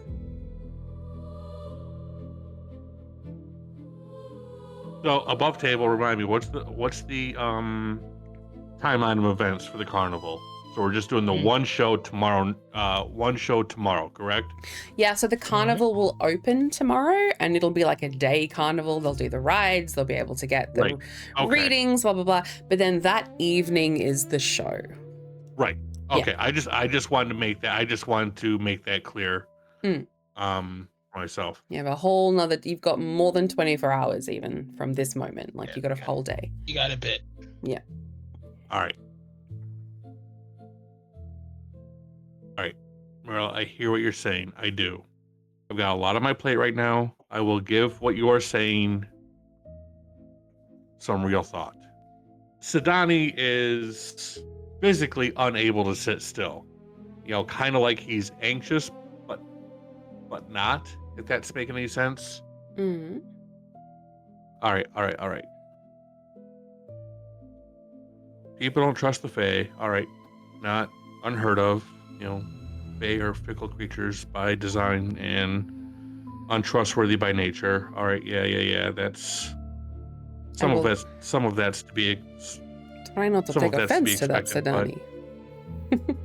Oh, we all know that this is just a glamour, Morella, and he gestures towards her physical presence. But you like it, no? It serves its purpose. It gets people through the gates. But you understand what I'm saying. Let me make this as short as possible. I will give some thought to the news that you've given me. I will talk to you in the morning before we open for business. I just need space right now. Solandris isn't talking to me. Our dragon's gone. And I've got 2 partners in crime who are likely planning my downfall. And they would not be too, it's kind of expected at this point, given what I've asked.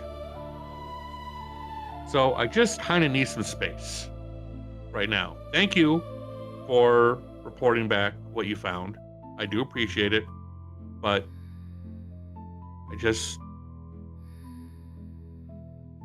I need to process. And I have a lot to process. She nods her head. I understand, Sadani, and my deepest apologies if I have made things worse. All right, now I will take my leave. And he just, without even looking at her, he just waves his hand. She kind of gets up, makes her way to the door, and she goes, I noticed somebody missing from your list. And just please know that whilst your list of current allies may seem short, I still consider myself on that list. And I am much more powerful than some of the others in this carnival give me credit for. I appreciate your vote of confidence, Morella. I do. I have a lot going on right now, and I haven't had a chance to breathe since parade. Of course. And I need time right now. Of course. Rest well, Sadani. Thank you. And she leaves. With that, Sadani takes a huge sigh and just lays back on his couch with his hands kind of rubbing or drawing back across his hair and to the back of his head and just sighs deeply. Mm-hmm. Poor Sadani. Let's cut to Lily. You're departing the carnival for a moment. I am. Are you're making your way on foot? Are you flying? How do you make your way to the fullest. In comparison to her flouncy, flowery dress from before, I think Lily's just put a cloak on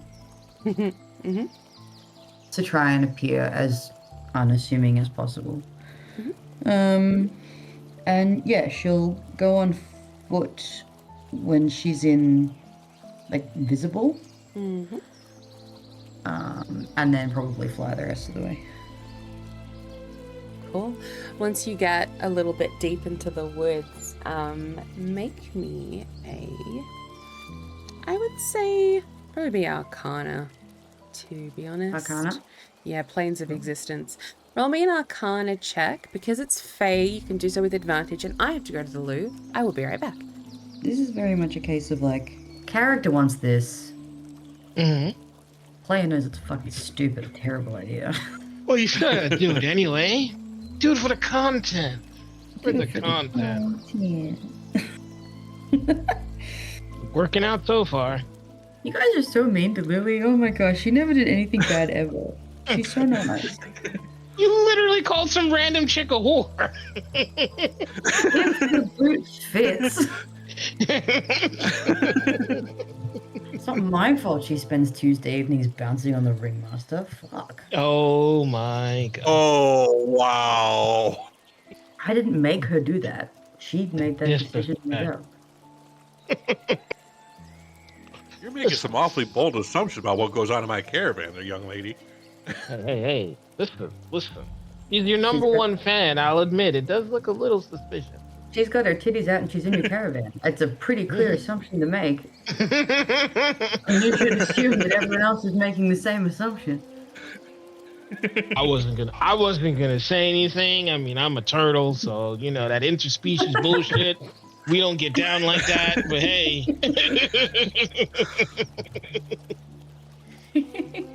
get like lonely in those forests. Back to back. Listen. It gets lonely. I understand. All right. You know that glamour's gonna wear off eventually. All right. Stop dissing my girl. Oh, good lord. So you want Arcana at advantage? Yes, please. Okay, first roll is a 23. No, let's go. Second roll, an 11. An 11. No, it's a 12. I lied to you. So 23. Yes, let's go with the 23. As you're starting to fly through the brush, or if you're flying overhead and you feel a bit of a pull, to you it feels both familiar and foreign at the same time. And you just follow this pull. And eventually you land in a bit of a clearing before a beautiful little 10 to 15 foot circle of mushrooms that is just radiating strong Fey energy. Okay. Can I call out? Probably in Sylvan. If anyone's there and if they can hear me. You can. You hear birds chirping and crickets and the rustling of leaves in response. But as you talk in Sylvan, you do think the mushrooms glow a little bit brighter in front of you. Okay. Anything that she says from this point onwards will be in Sylvan. Understood. I'm looking for the Guardian of the Woods.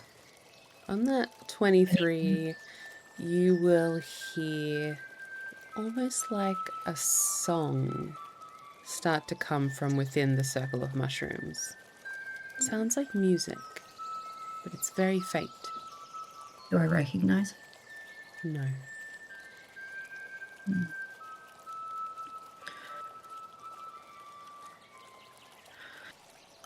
I don't want to step in a face circle. Then don't go home. I want to, but Lily wouldn't. I offered to come. I offered. She said, fuck out of here. No, I'll do it on my own. Just saying. Well, you seemed maybe a little bit cranky. So You just don't like I made fun of your style of dress. you didn't make fun of my dress. You were being sincere. That's the worst part. Exactly. You liked it, and it's a bad dress. That's on you. Jesus. Lily's I gonna. hate the fact that you like my pretty flower dress.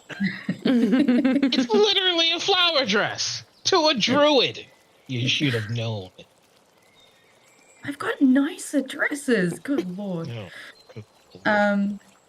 Lily's gonna hover only a couple feet off the ground and kind of float into the fairy circle. I don't know if it counts if I'm not standing in it. Oh, we're about to find out. Yeah, we are. As you cross the threshold of the circle of mushrooms, suddenly the air of the forest is going to go incredibly still. Just turn off the music as if it goes quiet. Deathly still, deathly quiet. You look down at the mushroom circle. The mushrooms are beginning to turn black and rot, kind of blooming from where you entered and making its way around the circle until all the mushrooms are black and decayed. And then a voice, as gentle as the music that you heard, is going to whisper, "You have already passed through. You were warned not to return until you remembered."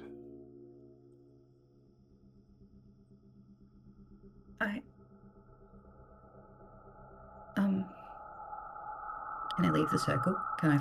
Yeah. You can fly out the circle. Yeah, absolutely. She's I need out to of run it. away fast. Oh my God. Exactly. Does anything else happen? As soon as you leave Does the it go back circle, to all normal? the sounds of the forest return. As you leave, the circle is dead. All the grass in the middle has turned brown and dried up. Cracks have begun to form in the middle of the circle. I saw that. Okay. She will land and probably kind of drop to her knees. Can she did the dead grass and the dead nature extend beyond the mushrooms? No, Or is it it's only a within? perfect circle of dead things. Are the mushrooms dead? The mushrooms are dead. They went black and started to decay as soon as you walked into the circle. I'm sorry, I didn't know. I don't remember. How do I remember? You're going to hear a very different voice now, low and growly. To the side of you go, "Little heart." And as you look over, you see these brilliantly pale blue eyes, this gigantic creature, frill around its neck, scaled in turquoise scales, long back with bits of protruding, looks like pustules, but not like these fleshy kind of sacs. This big creature is just low to the ground and staring at you. "Little heart." I don't understand. It takes a step forward, lowers its head lower to the ground. "You still collect?" Yeah. "Why?" Takes another step forward. I don't know. It feels like the right thing. You are trying to rebuild yourself. Yes.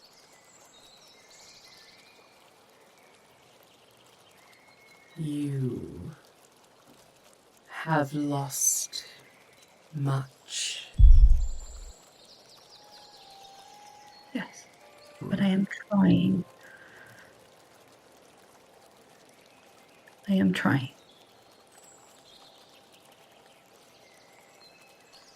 You try. Another step forward. What do you try, little heart? Just try to connect. Connect with stolen memories? Technically, they're willingly given.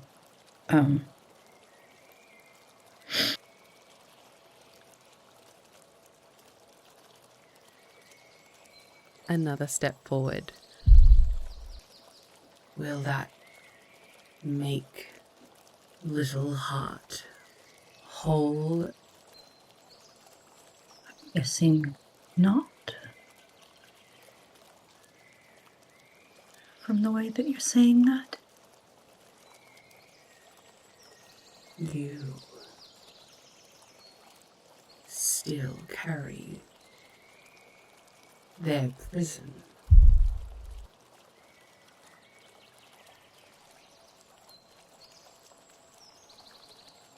Lily is...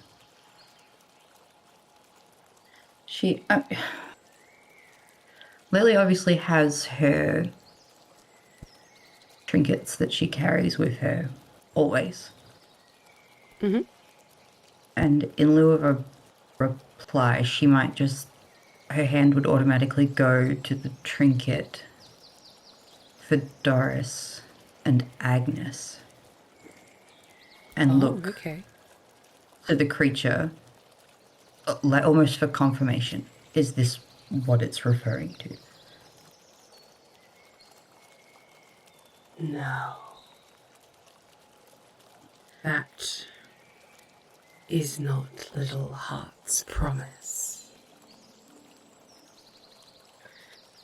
Well, I don't remember. How can I fix it if I don't remember? Little heart wants to remember. It is like right at you at this point. While it's talking, it's taking steps forward, and it was like right before you. Foot from your face. Its face. Its She is big like blue eyes. She's on her knees, but she's not moving back from it. Mm-hmm. Can I move then to the Heartstone gem? Yes. Mm-hmm. And, tap it a couple times like this one? It's going to cock its head the way, like a dog does when it's trying to understand. It's going to cock its head to like a 45-degree angle as you tap the Heartstone. Is there something to do with this one? How did you get that? Hmm? It belongs to you? I believe so. No. It takes a step backwards now. You belong to it. At this moment, as it says that, roll me... let's go Arcana. Roll me another Arcana check. I'm good at that. Please don't fuck me up now. Oh, no, that is good. 25. Ooh, okay, all right. As you hear it, as it takes a step back from you now and says you belong to it, the world around you for a moment is going to feel like it's shifting. You quickly dart your eyes up at the trees and you see that the trees, they begin to dissolve into what feels like a brief flash of a memory, and almost as quickly as they're gone, they suddenly reappear. But in that tiny fraction of a moment, you see yourself impossibly distant, incredibly ancient, standing beneath a sky full of unfamiliar stars. There seem to be other people around you, but their faces are hidden by some kind of glamour, or it could just be the fuzziness of the memory. And you look up, and in the center, hovering above you, is the Heartstone. And from inside it, you hear a screaming, and then the vision suddenly flashes away before you can understand what you've just seen. Does the screaming remind me of when we heard the voices before Garrett came through? I'd make you roll for it, but it's not the same, so I'm just going to say no. Okay. Because there's no memory to pull from it as a comparison that would be similar. No. Creature takes another step back from you. Yeah, we'll probably spooked her a little bit. Can you tell me anything else? Anything that will help? Little Heart used to visit, you know. Is it you? The creature nods, takes another step back. Whenever the weight became too great.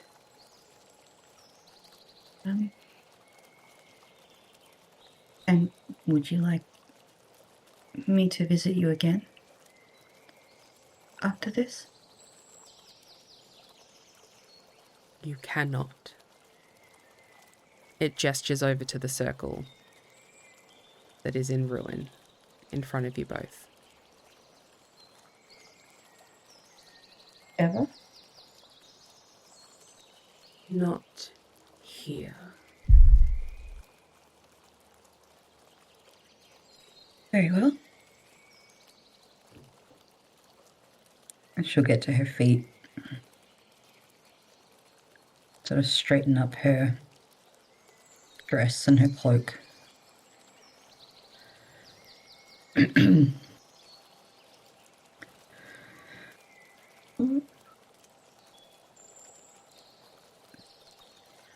I hope to see you again elsewhere. It will start to slowly, go invisible really slowly in front of you, like it's fading away. And it will say to you, the last time you visit, Little Heart asked us a question. And we have kept our promise. And then it disappears. Lily's going to go to her room and hyperventilate.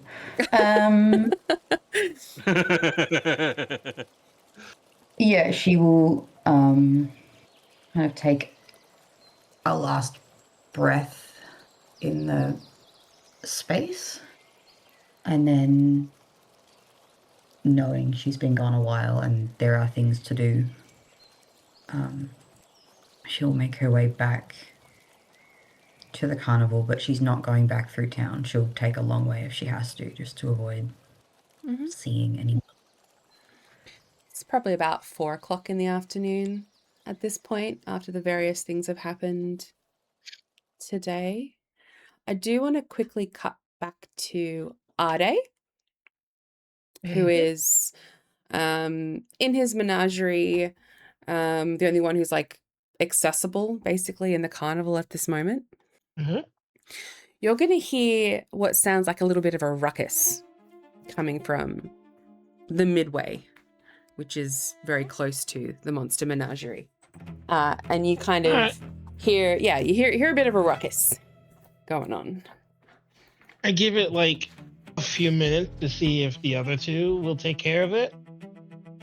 And like, if after a while, like it's still going on, I kind of get up and go see what it is. You kind of hear, as you walk out, you kind of hear voices calling for you or Sadani or Lily.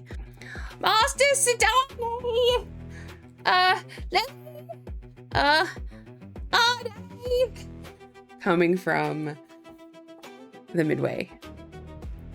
What? You walk in and you see that Snicker and Scratch have this little redhead boy. They're each are grabbing like a collar, like a side of his collar, and he's hoisted like a couple of feet off the ground. And you walk out and they kind of like fly over and bring this child and kind of like hover it up in front of your face. Master Ade, look what we found. Snooping around the carnival, this one was. Yeah, I could see that. Boy, what are you doing here? The show doesn't start until tomorrow. It's just crying. This can't go wrong at all. His pants have got noticeably wet in the front. Yeah. One of the imps kind of like flicks the side of the kid's head and goes, "What shall we do with this one? Where he shouldn't belong?"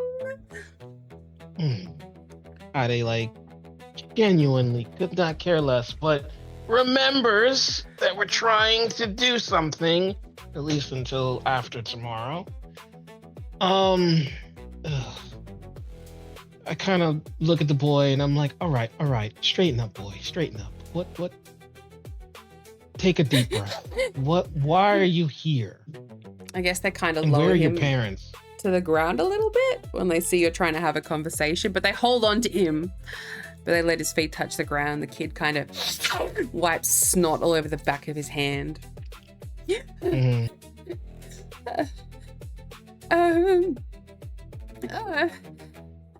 My parents are home.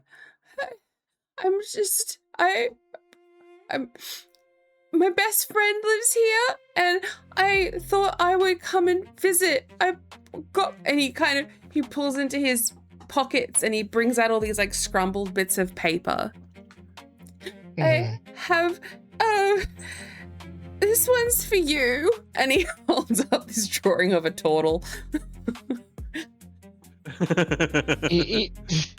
Ade looks at it, looks at the boy, looks at the photo, looks at the drawing, and it's like, okay. I don't know who you're here to see, but I doubt anyone here is your friend. Go home to your parents. No, but I want to work here. Look. And he pulls out some apples. And he's just got two of them. Oh, no. And he's like, if you saw him this morning, which no one but Lily did, he's improved. He's been practicing for like 3 hours straight. He tosses two apples in a circle. And he's like, I want to work for you. My best friend told me I could when I was good enough and when I was big, but then I realized that these and he points to the imps, these people aren't big, but now I don't think they're people. Okay. Listen, who is your best friend?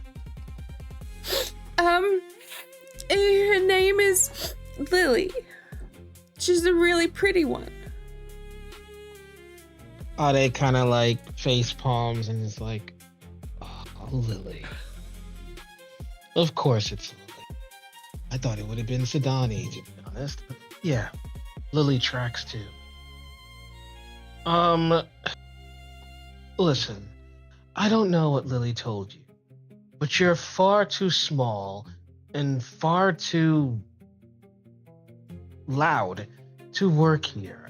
Look, go home to your parents. Master If you Ade, wanna we're see small the and we're show- loud and we work here. Are we about to be unemployed? Is there some new policy that we've been made unaware of?